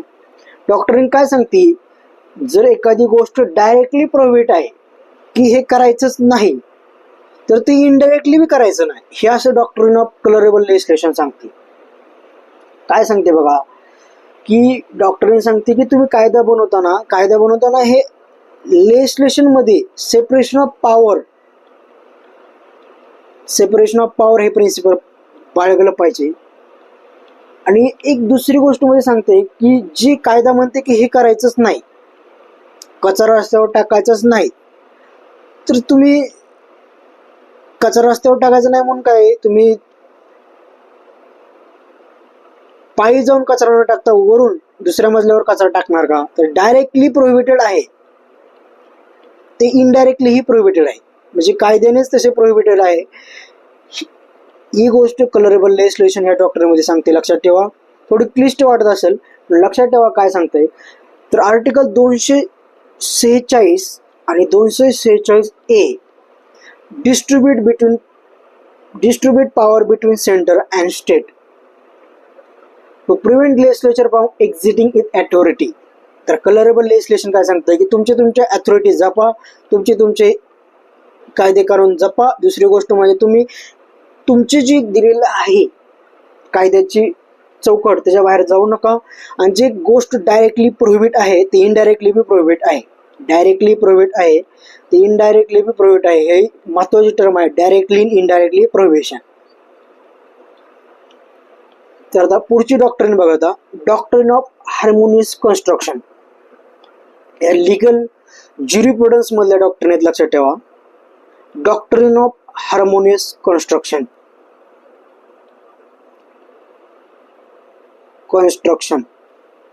तर बघा, हार्मोनियस म्हणजे काय, हार्मोनियस म्हणजे बंधुभाव, harmony, unity. Doctrine of harmonious construction काय सांगते बघा ते doctor, a provision of this statute should not be interpreted as a isolated manner but as a whole so as to remove any inconsistency or repugnancy. तर बघा आता harmonious construction काय सांगतंय, एखाद्या घटनेतील तरतुदीचा आयसोलेटेड एकटा विचार न केला पाहिजे.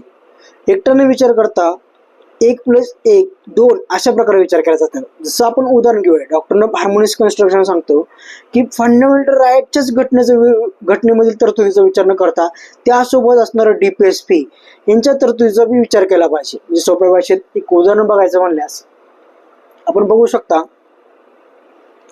की आपल्या फंडामेंटल राईट्स मध्ये आर्टिकल 25 ते 28 फ्रीडम ऑफ रिलीजन आहे. तसंच आर्टिकल 44 हे युनिफॉर्म सिव्हिल कोड आहे. तर हे धर्म स्वातंत्र्य आहे. तसेच युनिफॉर्म सिव्हिल कोड आहे, समान नागरी कायदा. तर ह्या दोघांचा एक हार्मोनियस कन्स्ट्रक्शनने विचार केला पाहिजे. तसंच आर्टिकल आपल्यामध्ये 21A आहे, राईट टू एज्युकेशन. तसंच आर्टिकल 45 0 ते 6 वर्षापर्यंतच्या एज्युकेशनच्या राईटच्या बद्दल सांगते. तर ह्या गोष्टीचा, एज्युकेशन तरतुदीचा एक हार्मोनियस कन्स्ट्रक्शनने विचार केला पाहिजे. हे उदाहरण मी जस्ट सांगत आहे, हे कुठं सांगितलेलं नाही, पण अशा प्रकारे डॉक्टरनं हार्मोनियस कन्स्ट्रक्शन म्हणजे घटनेचा एका भागाचा विचार न करता दोन्ही बाजूंनी हार्मोनियस कन्स्ट्रक्शनचा विचार केला जातो. जसं आपण बघू शकता की मिनरॉ मिल्स केसमध्ये काय सांगितलं होतं बघा आता हार्मोनियस कन्स्ट्रक्शन म्हणजे आता सुप्रीम कोर्टने जे मिनरॉ मिल्स डिसिजन दिलं त्याचा आपण आधार घेऊ शकतो की Indian constitution based on the bedrock principle of fundamental rights and DPSP, की ही घटनेचे प्रिन्सिपल हे फंडामेंटल राईट्स आणि DPSP हे बेडरॉक प्रिन्सिपल आहे, दोन चाकावर बॅलेन्स्ड आहे. असं एक हार्मोनियस कन्स्ट्रक्शन, या डॉक्टर हार्मोनियस कन्स्ट्रक्शनचं उदाहरण हे मिनरॉ मिल्स केस 1980 या केस होऊ शकते, लक्षात ठेवा. तर बघा आता पुढचे डॉक्टरीन बघत आहोत आपण, डॉक्टर ऑफ ज्युडिशियल रिव्ह्यू. तर ज्युडिशियल रिव्ह्यू डॉक्टरीन काय सांगते बघा, की जे आपल्याकडे काय आहे बघा, चेक अँड बॅलन्स सिस्टीम आहे. म्हणजे पार्लमेंट कायदा बनवते, ते ज्युडिशरी चेक करते की त्या कायदा घटनेनुसार कॉन्स्टिट्युशनॅलिटी, घटनेला धरून कायदा आहे का नाही. तर ही घटनेला धरून कायदा आहे का चेक करायचं ज्युडिशियल रिव्ह्यू प्रिन्सिपल आहे किंवा डॉक्टरीन आहे. तर जी ज्युडिशरी काय काय चेक करते, तर बघा लेजिस्लेटिव्ह इनॅक्टमेंट्स आहेत, कायदा बनवलेला, एक्झिक्युटिव्ह ऑर्डर्स आहेत, लेजिस्लेटिव्ह इनॅक्टमेंट्स, कायद्याच्या ऑर्डर्स असतील, सब लॉज, हे सर्व गोष्टी ज्युडिशियल रिव्ह्यूद्वारे सुप्रीम कोर्ट किंवा हायकोर्ट चेक करू शकतो. हे प्रिन्सिपल ऑफ ज्युडिशियल रिव्ह्यू आहे. हे आपण अमेरिकेकडून घेतलं असेल तरी घटनेमध्येही तशी तरतूद आहे. तर बघा आता पुढील क्वेश्चन बघणार आहोत आपण. हे आपण डॉक्टरीन्स बघितले आहेत, लक्षात ठेवा, हे महत्वाच्या डॉक्टरीन्स आहेत. तर दुसरी डॉक्टरीन बघा, डॉक्टरीन ऑफ प्रोग्रेसिव्ह इंटरप्रिटेशन. तर आपले सुप्रीम कोर्ट हायकोर्ट काय सांगताय, एक ट्रान्सफॉर्मेटिव्ह कॉन्स्टिट्युशनलिझम, हे बघा एक टर्म काढली होती chief justice of India DY Chandrachud. ते अगोदर सुप्रीम कोर्टचे जज होते सुप्रीम कोर्टचे. त्यांनी एक ट्रान्सफॉर्मेटिव्ह कॉन्स्टिट्युशनलिझम, लक्षात ठेवा. कॉन्स्टिट्युशनलिझम म्हणजे काय, की घटना, कॉन्स्टिट्यूशन काय करते, कोडिफिकेशन ऑफ लॉ करते, आणि there is a limitation of power. कायद्यामुळे पॉवरवर एक बंधन होते, लिमिटेशन ऑफ पॉवर. तर ही कॉन्स्टिट्युशनलिझम सांगतो की लिमिटेशन ऑफ पॉवर असेल, कायदा महत्वाचा आहे, सुपरमसी ऑफ लॉ. तर कॉन्स्टिट्युशनलिझम म्हणजे काय, तर बघा एक ट्रान्सफॉर्मेटिव्ह कॉन्स्टिट्युशनलिझम म्हणजे काय, ट्रान्सफॉर्मेशन झालं पाहिजे, की नव्या युगात मॉडर्न प्रोग्रेसिव्ह विचारांना एक संधी दिली जाते. ह्या ट्रान्सफॉर्मेटिव्ह कॉन्स्टिट्युशनलिझम मध्ये LGBTQ यांना सुप्रीम कोर्टने वेगवेगळे अधिकार प्रदान करण्यात आले, त्यांच्याबाबत काही विशेष तरतुदी करण्याचे आदेश राज्यांना देण्यात आले. हे ट्रान्सफॉर्मेटिव्ह कॉन्स्टिट्युशनलिझमचाच पार्ट आहे, लक्षात ठेवा. तसंच विकसनशील निर्वचनाचा सिद्धांत, संविधानाचे निर्वचन करताना सतत परिवर्तनशील सामाजिक विधिविषयक संदर्भ ध्यानात ठेवतो. तर हे दोन्ही डॉक्टरीन बरोबर आहे, लक्षात ठेवा. आपण काय काय डॉक्टरीन बघितले थोडक्यात बघूया. तर बघा बेसिक स्ट्रक्चर डॉक्टरीन सांगते जे स्ट्रक्चर आहे ते पार्लमेंटला चेंज करता येत नाही, अमेंड करता येत नाही. Basic structure doctor. दुसरी डॉक्टरीन बघितली आपण, doctrine of pith and substance. Pith and substance doctrine काय म्हणते की तुम्हाला जे कायदेशीर क्षेत्र आहे, सेंट्रल आणि स्टेट, पार्लमेंट आणि स्टेट लेजिस्लेचर, त्यांनी आपापल्या अधिकार क्षेत्रात कायदा बनवणे, हे doctor of pith and substance म्हणते. तसेच डॉक्टर ऑफ इक्लिप्स अँड सेव्हरबिलिटी काय सांगते. सेव्हरबिलिटी काय म्हणते बघा, सेव्हरबिलिटी म्हणते कायदा जर एखादा कायदा घटनेच्या लॉ डेफिनेशन नुसार फंडामेंटल राईट्सवर गदा आणत असेल तर तो कायदा वाईड असेल, नल आणि वाईड असेल.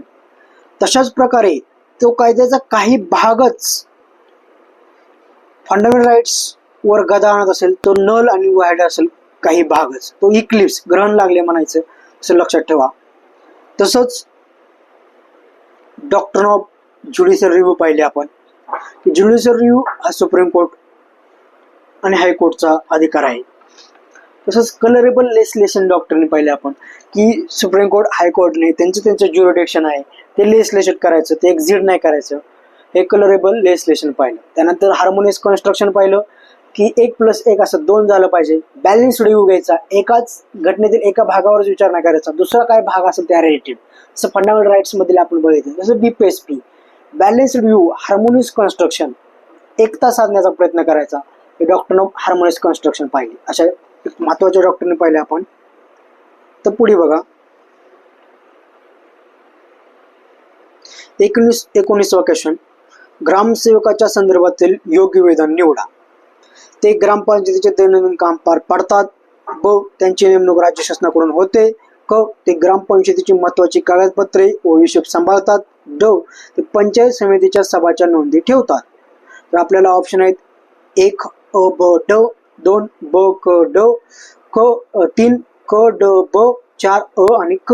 आता बघा एक प्रिन्सिपल ऑफ इलिमिनेशन, एक बघा आता 2 ऑप्शन मध्ये आहे, ते ग्रामपंचायतीची महत्वाची कागदपत्र हिशोब सांभाळतात, ते पंचायत समितीच्या सभाच्या नोंदी ठेवतात. आता बघा आपल्याला माहित आहे ग्रामसेवक गावामध्ये असतो, खेडेगावात वगैरे, पंचायत समितीला ग्रामसेवक नसतो आणि पंचायत समितीच्या सभाच्या नोंदी ठेवायला वेगळा घटक असतो. पंचायत समितीला आपण ब्लॉक डेव्हलपमेंट ऑफिसर BDO म्हणू शकतो आणि ग्रामसेवक गावात असतो. त्यामुळे हे 2 ऑप्शन एकत्र कधी येऊ शकत नाहीत, क आणि ड. त्यामुळे क ड इलिमिनेट करायचं, एकतर क येईल नाहीतर ड येईल. आता बघा त्यांची नेमणूक राज्य शासनाकडून होते. बघूया, ते ग्रामपंचायत दैनंदिन काम पार पाडतात, हे तर बरोबर आहे. आपल्याला माहिती आहे ग्रामसेवक गावात असतात, त्यामुळे अ बरोबर आहे. आणि ते ग्रामपंचायतीची महत्वाची कागदपत्र हिशोब सांभाळतात, तर अ आणि ख हे एकाच ऑप्शन मध्ये आहे. लक्षात ठेवा आपल्याला मोस्ट ॲप्रोप्रिएट आन्सर शोधायचा आहे, मोस्ट ॲप्रोप्रिएट. त्यामुळे 19चे 4 आले. तर आपण काही डिटेल्स बघूया. बघा आता ग्रामसेवकाचं काम काय बघा. आता ग्रामसेवक दैनंदिन कामकाज पाहतो, कागदपत्र हिशोब सांभाळणे, ग्रामपंचायतीचा सचिव म्हणून ग्रामसेवक काम पाहतो. निवड कोण करतं, जिल्हा निवड समिती. ग्रामसेवक निवड कोण करतं, जिल्हा, ZP, जिल्हा परिषद, जिल्हा निवड समिती ग्रामसेवकाची नेमणूक करतो. ZDPचा, जिल्हा परिषदचा वर्ग क्लास 3 कर्मचारी म्हणून ग्रामसेवक असतो, क्लास 3 कर्मचारी. ZDPचा प्रतिनिधी म्हणून कार्य करतो. ग्रामपंचायतचा प्रतिनिधी, ग्रामपंचायतचा सचिव हा ग्रामसेवक असतो. ZDPचा प्रतिनिधी म्हणून कार्य करतो. ग्रामसेवकाचे काय आहे बघा. आता ग्रामपंचायत इज हेडेड बाय सरपंच. आपल्याला माहित आहे सरपंच हा ग्रामपंचायत लीड करत असतो. ग्रामसेवक काय करतो, records, birth, death, street light लावणे, जन्म, मृत्यू यांची नोंदी करणे, विवाह याची नोंद करणे, कागदपत्रे, दस्तऐवज जपून ठेवणे, ग्रामपंचायतीच्या सभा, नोंदी, अर्थसंकल्प, विकास योजना कार्यान्वित करणे हे ग्रामसेवकाचे काम आहेत. तर पुढील क्वेश्चन येऊ शकतो म्हणून आपण डिटेल बघत आहोत. तर बघा आता पंचायत समितीला कोण असतो, तर ब्लॉक डेव्हलपमेंट ऑफिसर, गट विकास अधिकारी असतो. पंचायत समितीला ब्लॉक डेव्हलपमेंट ऑफिसर असतो. तर ग्रामसेवक हा ग्रामपंचायतीला गावामध्ये असतो, असं लक्षात ठेवा. तर बघा हे क्वेश्चन झालेला आहे ग्रामसेवकाचा. आता पुढील क्वेश्चन बघा. आता भारताच्या राजघटनेत विधान अ, भारताच्या राजघटनेत अल्पसंख्य या शब्दाची व्याख्या नाही. कारण ब, अल्पसंख्याक आयोग ही बिगर घटनात्मक संस्था आहे. आता बघा, घटनेमध्ये व्याख्या दिली नाही म्हणजे ही बिगर घटनात्मक संस्था आहे म्हणून व्याख्या दिली नाही. हे जरा स्पष्टीकरण योग्य वाटतंय का? बघा, तुम्हीच बघा. एखाद्या घटनेमध्ये त्याची व्याख्या दिली नाही म्हणजे तो बिगर घटनात्मक संस्था असते असं आहे का? कुठं नाही. तर बघा, आता या प्रश्नाचं उत्तर आहे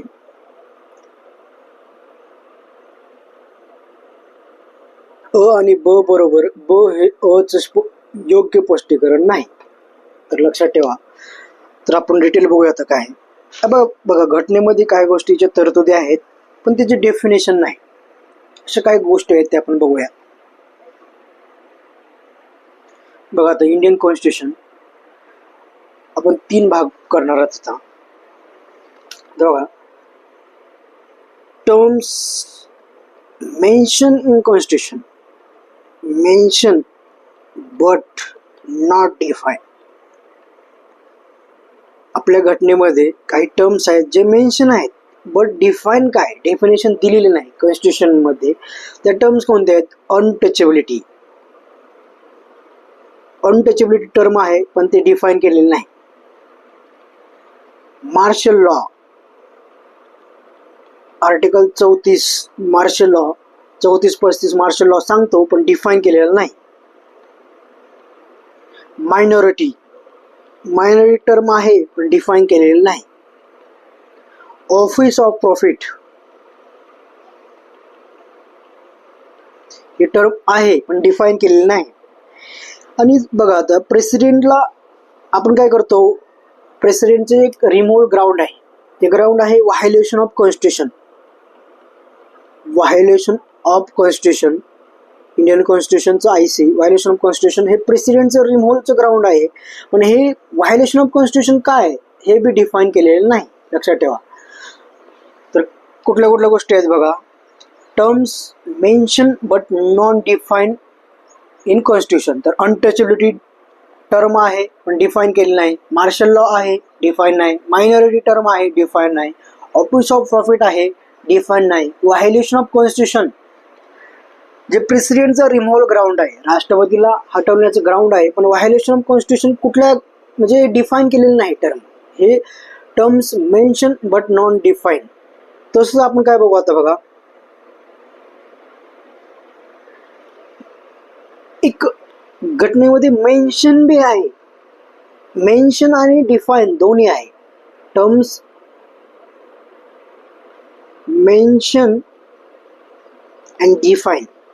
जसं आर्टिकल 12, आर्टिकल 12 आणि 36 एकच आहे. त्यामध्ये स्टेटची डेफिनेशन, राज्यसंस्थेची डेफिनेशन दिलेली आहे. तर ही स्टेट ही टर्म मेन्शन बी आणि डिफाईन बी आहे. तसंच आपण बघणार आहोत terms that are not mention. घटनेमध्ये टर्म्स नॉट मेन्शन, घटनेमध्ये उल्लेखही नाही आणि डिफाईन बी नाही केले. जसं फेडरल टर्म आहे. फेडरल टर्म घटनेमध्ये नाही, त्या जागी युनियन ऑफ स्टेट आहे. युनियन ऑफ स्टेट आहे. लक्षात ठेवा.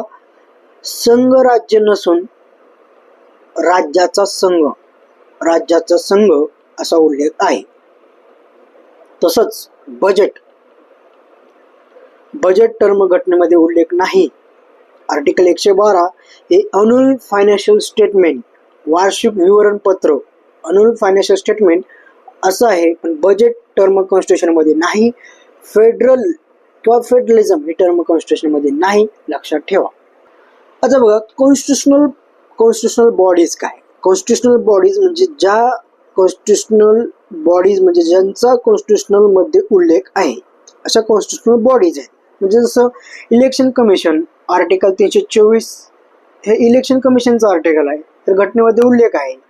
तसेच UPSC, state public service commission, जसं MPSC आपण करू, त्यांच्या घटनेमध्ये आर्टिकल 315 नुसार रिफरन्स आहे. तसंच फायनान्स कमिशन आहे, article 280. National commission for SC, national commission for ST, यांचं आर्टिकल आहे आर्टिकल 338, 338A. परत हे अगोदर एकत्रच होते, पण हे परत 2004ला सेपरेट करण्यात आले. नॅशनल कमिशन फॉर SC वेगळं आणि ST वेगळं, पण आर्टिकल 338 आणि 338A. तसंच अटॉर्नी जनरल ऑफ इंडिया, महान्यायवादी, जो आर्टिकल 76 आहे. ॲडव्होकेट जनरल ऑफ स्टेट, महाधिवक्ता, हे असे आर्टिकल आहेत ज्यांचे घटनेमध्ये अर्धगट आहेत. असे हे जसं special officer of linguistic minority, हे बी घटनात्मक पद आहे. लक्षात ठेवा, हे कॉन्स्टिट्युशनल बॉडीज झाल्या, कॉन्स्टिट्युशनल बॉडीज या झाल्या.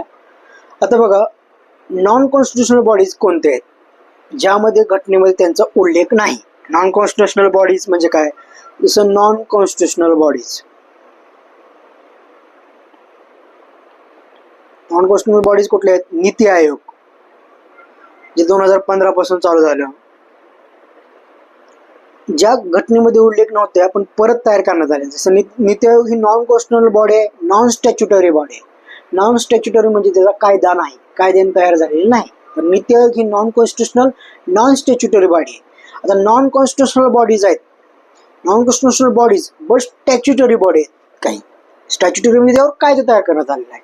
जसं नॅशनल ह्युमन राईट कमिशन, हे कायद्याने तयार करण्यात आले म्हणजे स्टॅच्युटरी आहे. State human right commission statutory आहे पण नॉन कॉन्स्टिट्युशनल आहे, घटनेमध्ये त्यांचा उल्लेख नव्हता, त्यांचे कुठले आर्टिकल नाही घटनेमध्ये. Central information commission, state information commission. लक्षात ठेवा, CBI सारखं न्यूजमध्ये असते, पण CBI ही non statutory, non constitutional bodies आहे. नॉन स्टॅच्युटरी आहे, त्याबद्दल कोणताही कायद्याने तयार करण्यात आलेली बॉडी नाही, म्हणजे non statutory, non constitutional body CBI आहे. CVC ही स्टॅच्युटरी बॉडी आहे पण नॉन कॉन्स्टिट्युशनल आहे, statutory but non constitutional. National commission for minority statutory आहे बट नॉन कॉन्स्टिट्युशनल आहे, घटनेमध्ये उल्लेख नाही, घटनेमध्ये त्याचं आर्टिकल नाही किंवा उल्लेख नाही. तर आता स्टॅच्युटरी बॉडी बघा, ज्याने कायद्याने तयार करण्यात आलेली आहे. स्टॅच्युटरी बाय लॉ और ॲक्ट्स, मेड बाय लॉ और ॲक्ट्स. जसं CVC आहे, SEBI आहे, हे स्टॅच्युटरी झाल्या, नॉन कॉन्स्टिट्युशनल, कारण घटनेमध्ये त्यांचा उल्लेख नाही. या गोष्टी आपण बघितल्या आहेत.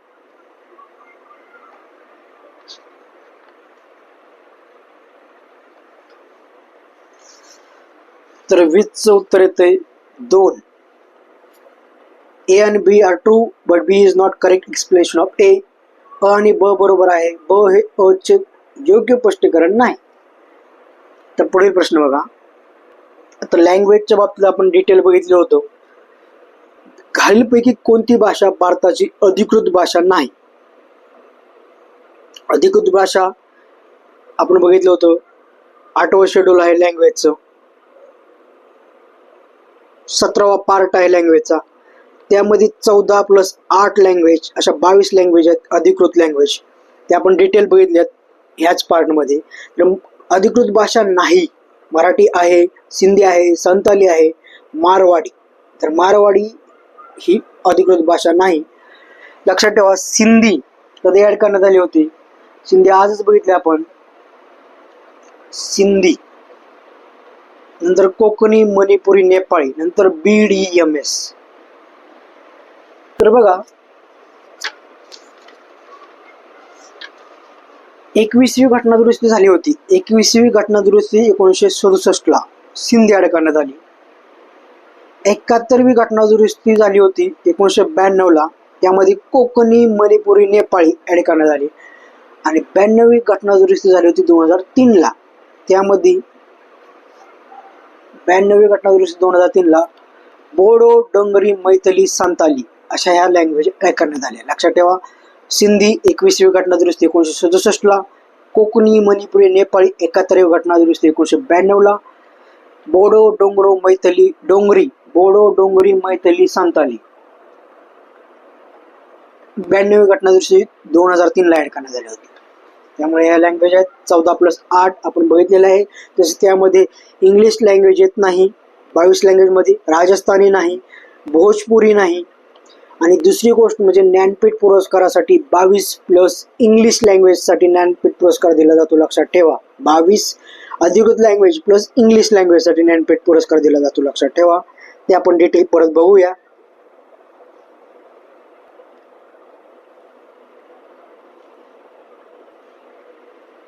तर मारवाडी उत्तर येते. तर 22 भागात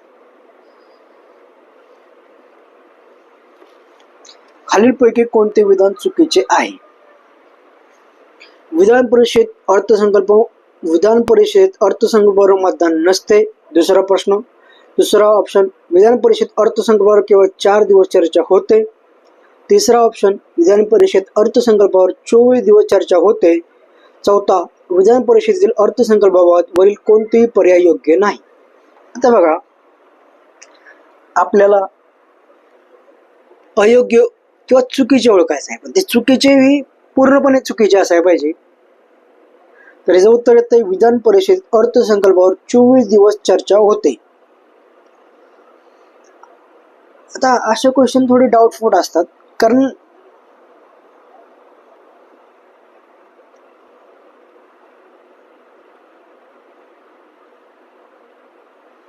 आता बघा हा प्रश्न जर थोडा चुकीचा टाईप झालेला वाटते. काही का असं आपण ह्याला रेक्टिफाय करूया, याची मिस्टेक चुकूया. आपल्याला इनकरेक्ट चुकीचे ओळखायचं आहे. विधान परिषद अर्थसंकल्पावर मतदान नसते, हे बरोबर आहे. विधान परिषद अर्थसंकल्पावर केवळ 4 दिवस चर्चा होते, तर आपण काय करू, 14 दिवस चर्चा होते असं ऑप्शन ठरवूया. विधान परिषदेत अर्थसंकल्पावर 24 दिवस चर्चा होते, 14 दिवस चर्चा होते हे बरोबर आहे, पण 24 दिवस चर्चा होते चुकीचे आहे. त्यामुळे आपल्याला चुकीचे विधान ओळखायचं आहे. त्यामुळे हे तिसरे विधान हे चुकीचे आहे. आता आपण हे थोडं रेक्टिफाय केलेलं आहे 4 दिवसाचं. काही क्वेश्चन मध्ये तफावत असते. तर बघा, बरोबर उत्तर काय आहे, तर विधान परिषदेत अर्थसंकल्पावर मतदान नसते हे बरोबर आहे. विधान परिषद अर्थसंकल्पावर केवळ 14 दिवस चर्चा होते हे बरोबर आहे. 14 करू आपण. विधान परिषद अर्थसंकल्पावर 24 दिवस चर्चा होते, तर हे चुकीचे आहे. आता हे दोन ऑप्शन मध्येच गपलत असणार, कारण 4 दिवस आणि 24 दिवस किंवा 14 दिवस आणि 24 दिवस. तर याचं उत्तर 3 येते. आता आपण थोडं विधानसभा आणि Vidhan Parishad, legislative assembly, legislative council याबद्दल आपण थोडं बघूया, कारण हा हॉट टॉपिक असतो, ह्यावर भरपूर वेळा क्वेश्चन विचारतात. आता बघा, लेजिस्लेटिव्ह काउन्सिल विधान परिषदेचं जीवनच हे विधान परिषदेवर अवलंबून असतं. कारण विधान परिषदेमध्ये स्पेशल मेजॉरिटी आर्टिकल 169 नुसार special majority in state legislature मध्ये स्पेशल मेजॉरिटी करून विधान परिषद असण्यासाठी ड्राफ्ट बिल मांडावं लागतं, आणि ते पार्लमेंट सिंपल मेजॉरिटीने पास करते आणि त्या राज्याला विधान परिषद भेटते. जसे आता ओडिशा डिमांड करते, वेस्ट बंगाल डिमांड करते, आंध्र प्रदेश आमचे लेजिस्लेटिव्ह विधान परिषद काढून टाका म्हणते आंध्र प्रदेश. तर बघा, लेजिस्लेटिव्ह असेंब्ली विधान परिषद आता कुठल्या कुठल्या राज्यामध्ये आहे लक्षात ठेवा. विधान परिषद बघा, जसं कर्नाटक, महाराष्ट्र, बिहार, यूपी, कर्नाटक, महाराष्ट्र, बिहार, यूपी, तेलंगणा, आंध्र प्रदेश अशा राज्यामध्ये आहे. हे इतर महत्वाचे राज्य लक्षात ठेवा. ओडिशामध्ये नाही, वेस्ट बंगाल डिमांड करते लक्षात ठेवा. मध्य प्रदेशमध्ये हे नाही. अजून काय चेंज असेल, जसं जम्मू काश्मीर आणि इतर राज्याबद्दल मी परत सांगतो, आता तरी हे लक्षात ठेवा, हे महत्वाचं आहे. तर बघा, लेजिस्लेटिव्ह असेंब्लीच्या 1/3 मेंबर, मॅक्झिमम स्ट्रेंथ ही 1/3 असू शकते, हे विधान परिषदेमध्ये असू शकते. लेजिस्लेटिव्ह असेंब्लीच्या 1/3 मेंबर हे लेजिस्लेटिव्ह काउन्सिलमध्ये, विधानसभेच्या 1/3 मेंबर विधान परिषदेमध्ये असू शकतात. असं कायद्यानं अशी घटना सांगते. आपली घटना म्हणते की 1/3 मेंबर ऑफ विधानसभा हे विधान परिषदेमध्ये असू शकतात. मॅक्झिमम स्ट्रेंथ 1/3 आणि मिनिमम स्ट्रेंथ ही 40 असते. तर बघा, महाराष्ट्रामध्ये आपली विधान legislative assembly, state legislative assembly म्हणजे विधानसभेची स्ट्रेंथ आहे 288 आणि आपले विधान परिषदेची स्ट्रेंथ आहे 78. लक्षात ठेवा. आता थोड्या गोष्टी या बाबतीत बोलूया, क्वेश्चन बाबतीत. बघा, विधान परिषद ही, जसं आपण जनरल म्हणतो की लेजिस्लेटिव्ह असेंब्ली असेल, विधानसभा ही लोकसभेच्या बरोबर असते. तसंच विधान परिषद लेजिस्लेटिव्ह काउन्सिल ही राज्यसभेच्या बरोबर आहे. पण तसं नाही, लेजिस्लेटिव्ह काउन्सिल ही राज्यसभेपेक्षाही कनिष्ठ, म्हणजे त्यांना लेस पॉवर आहे.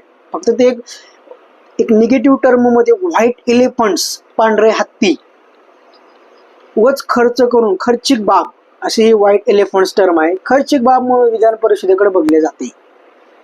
आणि जे लोक, जे पॉलिटिशियन, जे आमदार,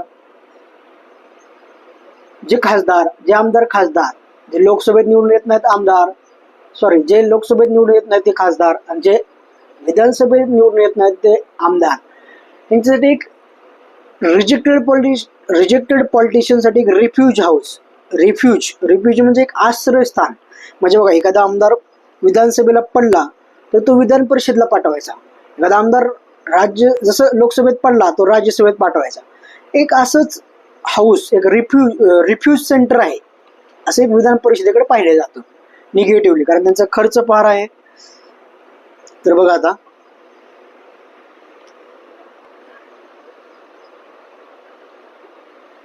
आता बघा, मनी बिल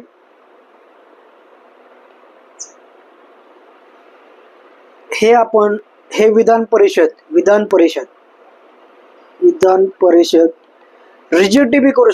रिजेक्ट करू शकत नाही. सजेशन देऊ शकते, काही सूचना सजेशन देऊ शकते, पण रिजेक्ट करू शकत नाही. आणि त्यांना ते 14 दिवसाच्या आत परत करायचे लागते. 14 दिवसाचा टाइम पिरियड आहे, लक्षात ठेवा. मनी बिल कोणाकडे? विधान परिषदकडे. आणि सामान्य बिलच्या बाबतीत लेजिस्लेटिव्ह काउन्सिल फक्त डिले टॅक्टिक्स वापरू शकते. तर बघा, लेजिस्लेटिव्ह काउन्सिल, विधान परिषद फक्त डिले टॅक्टिक्स वापरू शकतात. म्हणजे एखाद्या सामान्य बिलसाठी जास्तीत जास्त 4 महिने, पहिल्यांदा 3 महिने, नंतर 1 महिने, असं 4 महिन्याचा डिले करू शकतात बिलासाठी. बाकी त्यांचं जास्त काही इम्पॅक्ट होत नाही. डिले फक्त 4 महिन्याचा उशीर करू शकतो बिलासाठी लेजिस्लेटिव्ह काउन्सिल. तर हे विधान परिषद बाबतीत बघितलं आपण. तसंच बघूया आपण घटनेतील काय तरतुदी. जसं आपलं आर्टिकल 112 हे बजेट बद्दल सांगतं, पण बजेट टर्म कॉन्स्टिट्यूशन मध्ये डिफाईन नाही किंवा टर्म मेन्शन सुद्धा नाही. इथं अनुअल फायनान्शियल स्टेटमेंट आहे, वार्षिक विवरणपत्र आहे, आर्टिकल 112. तसंच आपल्या राज्यासाठी 202 आर्टिकल आहे, वार्षिक वित्तीय विवरणपत्र. स्टेट राज्यासाठी आहे, लक्षात ठेवा. सेंट्रलसाठी 112. सेंटरमध्ये लक्षात ठेवा, बजेटची रिस्पॉन्सिबिलिटी प्रेसिडेंटची असते, तसं स्टेटमध्ये गव्हर्नरची असते. बजेट पार्लमेंटमध्ये आणि स्टेट लेजिस्लेचरमध्ये मांडायची रिस्पॉन्सिबिलिटी प्रेसिडेंट आणि गव्हर्नरची असते. त्यांच्या वतीनं फायनान्स मिनिस्टर, स्टेटचा आणि राज्याचा, दोन्ही सेंट्रलचा आणि राज्याचा मांडत असतो. कोणाच्या वतीनं? प्रेसिडेंटच्या वतीनं finance minister honourable Nirmala Sitharaman madam.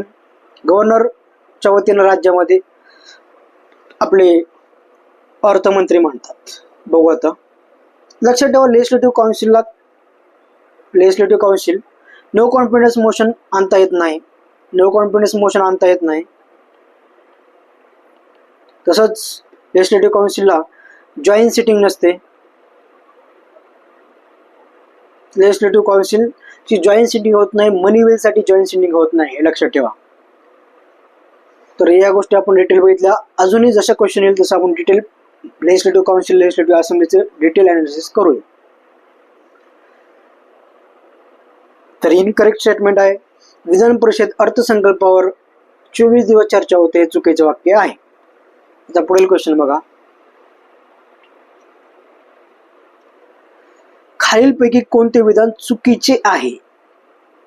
तर बघा, विधानसभेत सामान्यतः पहिला तास प्रश्नोत्तराचा असतो. ब, विधानसभेत प्रश्नोत्तराच्या तासात कोणत्याही कामकाजाच्या दिवशी कोणत्याही खात्याला प्रश्न विचारले जातात. एक ऑप्शन केवळ विधान अ चुकीचे, ब नाही.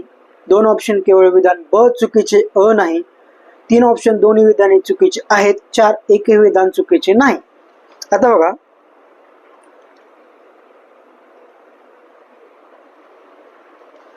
दुसरं विधान बघा, विधानसभेत प्रश्नोत्तरच्या तासात कोणत्याही कामकाजाच्या दिवशी कोणत्याही खात्याला प्रश्न विचारले जातात. हे थोडं वेग वाटतं, संदिग्ध वाटते. कोणत्याही खात्याला कोणत्याही दिवशी असं कसं काय? हे पार्लिमेंट आहे, हे राज्याची विधानसभा आहे. विधानसभा आहे म्हणल्यावर काहीतरी सिस्टमॅटिक फॉर्मॅटमध्ये चालणार ना. कधीही कोणत्याही वेळी असं कसणार, असं तसं चालणार नाही. त्यामुळे याचं उत्तर येतंय केवळ विधान ब चुकीचे, अ नाही. अविधान काय बघा, विधानसभेत सामान्यतः पहिला तास प्रश्नोत्तराचा असतो, जसं लोकसभेतही पहिला तास हा प्रश्नोत्तराचा असतो. विधानसभेत 1 तास क्वेश्चन ओव्हर प्रश्नोत्तराचा असतो, पहिला तास क्वेश्चन ओव्हरचा असतो. विधानसभेच्या कामकाजाच्या वेळापत्रकानुसार ठरवून दिलेल्या दिवशी संबंधित विषयाचे प्रश्न विचारले जातात. प्रश्न विचारण्यापूर्वी अध्यक्षांची पूर्व परवानगी घ्यावी लागते व त्यानंतरच तसे प्रश्न विचारता येतात. जसं काही आपले आमदार खासदार असतात, फार हुशार असतात, तयारी न करता सुद्धा ते धाडधाड उत्तर देऊ शकतात. त्यामुळे सुद्धा कधी कधी त्यांची आपल्याला विधानसभा अध्यक्षांची परवानगी घ्यावी लागते. कारण एवढे हुशार आमदार खासदार काही असतात, काही म्हणतोय मी, ते फार सिस्टमॅटिक उत्तरे देतात, उडवाउडीची उत्तरे कुठेही देत नाहीत, फार अभ्यासू पद्धतीने ते उत्तर देत असतात. त्यामुळे अशा गोष्टी कराव्या लागतात. प्रत्येक वेळी प्रत्येक विषयाचं नियोजन करावं लागतं. त्याप्रमाणे प्रश्न विचारण्यापूर्वी अध्यक्षांची परवानगी घ्यावी लागते आणि त्यानंतर प्रश्न विचारले जातात, वेळापत्रकानुसार ठरवले जाते. त्यामुळे प्रश्न ब ऑप्शन चुकीचा आहे.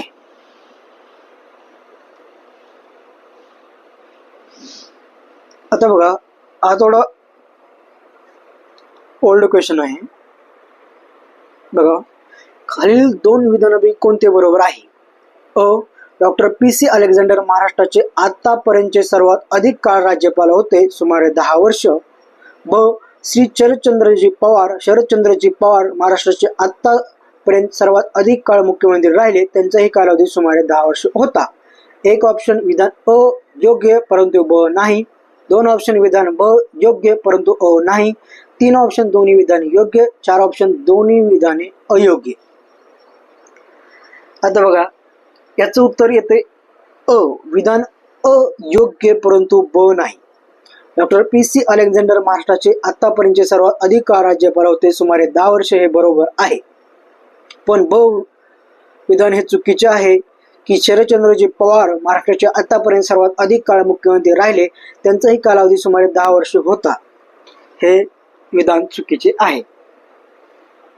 आता बघा,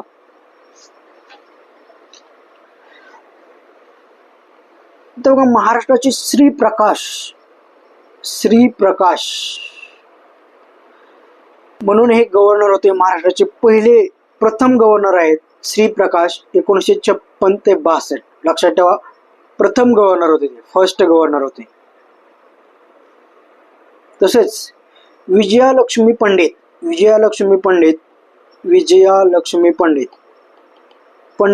ह्या प्रथम महिला गव्हर्नर, फर्स्ट वुमन महिला गव्हर्नर होत्या महाराष्ट्राच्या. तसेच पी.सी. अलेक्झांडर हे सार्वत्रिक काळ असणारे गव्हर्नर होते, 1993 ते 2002 असे हे 10 वर्षाच्या कालावधीसाठी गव्हर्नर होते पी.सी. अलेक्झांडर. आता करंट गव्हर्नर बघा, सध्याचे गव्हर्नर हे 24वे गव्हर्नर आहेत. करंट गव्हर्नर हे महाराष्ट्राचे 24वे गव्हर्नर आहेत. आत्ताच म्हणजे काही दिवसापूर्वी त्यांची अपॉइंटमेंट झालेली आहे. तर बघा, सी.पी. राधाकृष्ण या करंट गव्हर्नर आहेत 24वे. आतापर्यंत 5 वर्षात 3 गव्हर्नर झाले. 5 वर्षात 3 गव्हर्नर, एक भगतसिंग कोश्यारी, रमेश बैस आणि आता हॉनरेबल सी.पी. राधाकृष्ण, असे 3 गव्हर्नर झालेत. 5 वर्षात 3 गव्हर्नर झालेत. तर सध्याचे 24वे गव्हर्नर आहेत सी.पी. राधाकृष्ण. लक्षात ठेवा.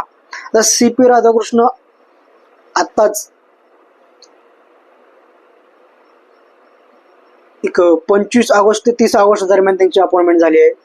आपण अंदाजे लक्षात ठेवू, 25 ते 30 जुलै 25 ते 30 जुलै दरम्यान त्यांची अपॉइंटमेंट झाली गरज धरू, किंवा आपण 20 ते 30 जुलै 2024 दरम्यान CP राधाकृष्ण यांची अपॉइंटमेंट झाली. तसेच आपले हरिभाऊ बागडे महाराष्ट्राचे हे राजस्थानचे गव्हर्नर ह्याच पिरियडमध्ये करण्यात आले. तर आपण CP राधाकृष्ण यांची थोडी माहिती घेऊया, कारण आत्ताच ते 24वे राज्यपाल झालेत. त्यांचा जन्म तिरुपूर हे तमिळनाडू मधल्या शहरामध्ये झालाय, तिरुपूर. ते लोकसभामध्ये होते, या लोकसभेचे मेंबर होते. त्या अगोदर ते झारखंडचे राज्यपाल होते. झारखंडचे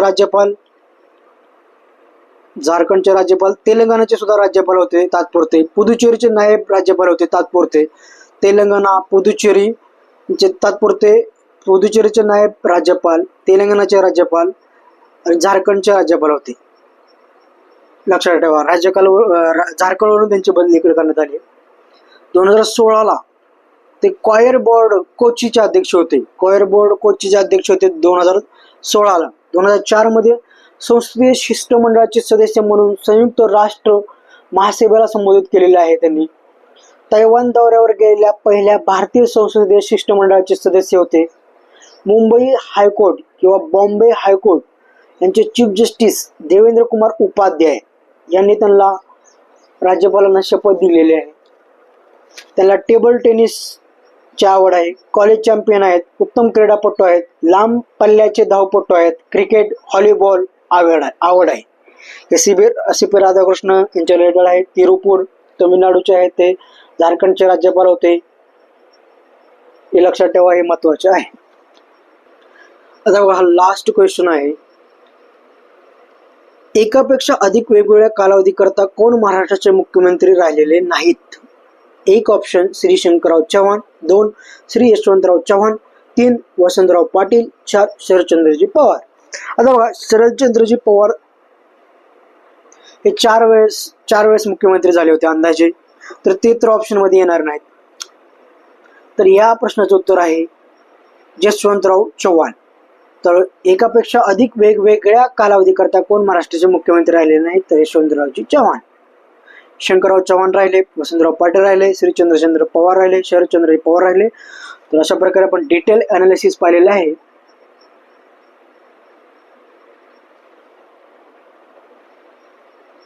तर आपण हे डिटेल अनालिसिस पाहिलेलं आहे. तर STA आहे 2013, STI 2013 अगोदर कंबाईन एक्झाम नव्हती, सेपरेट एक्झाम होत्या. 2013 मधील आपण स्टॅटिक पार्टचं जास्त करून विश्लेषण करत आहोत, कारण ते अप्लाइड असतं, ते इम्पॉर्टंट असतं. करंट व्हॅरिएशन असतं, ते चेंज होऊ शकतं, त्यामुळे आपण स्टॅटिक पार्टचा अभ्यास करत आहोत. आपण 2013 ते 2023 पर्यंतच्या 10 वर्षाचे PYQ डिटेल अनालिसिस करणार आहेत. Thanks for cooperation.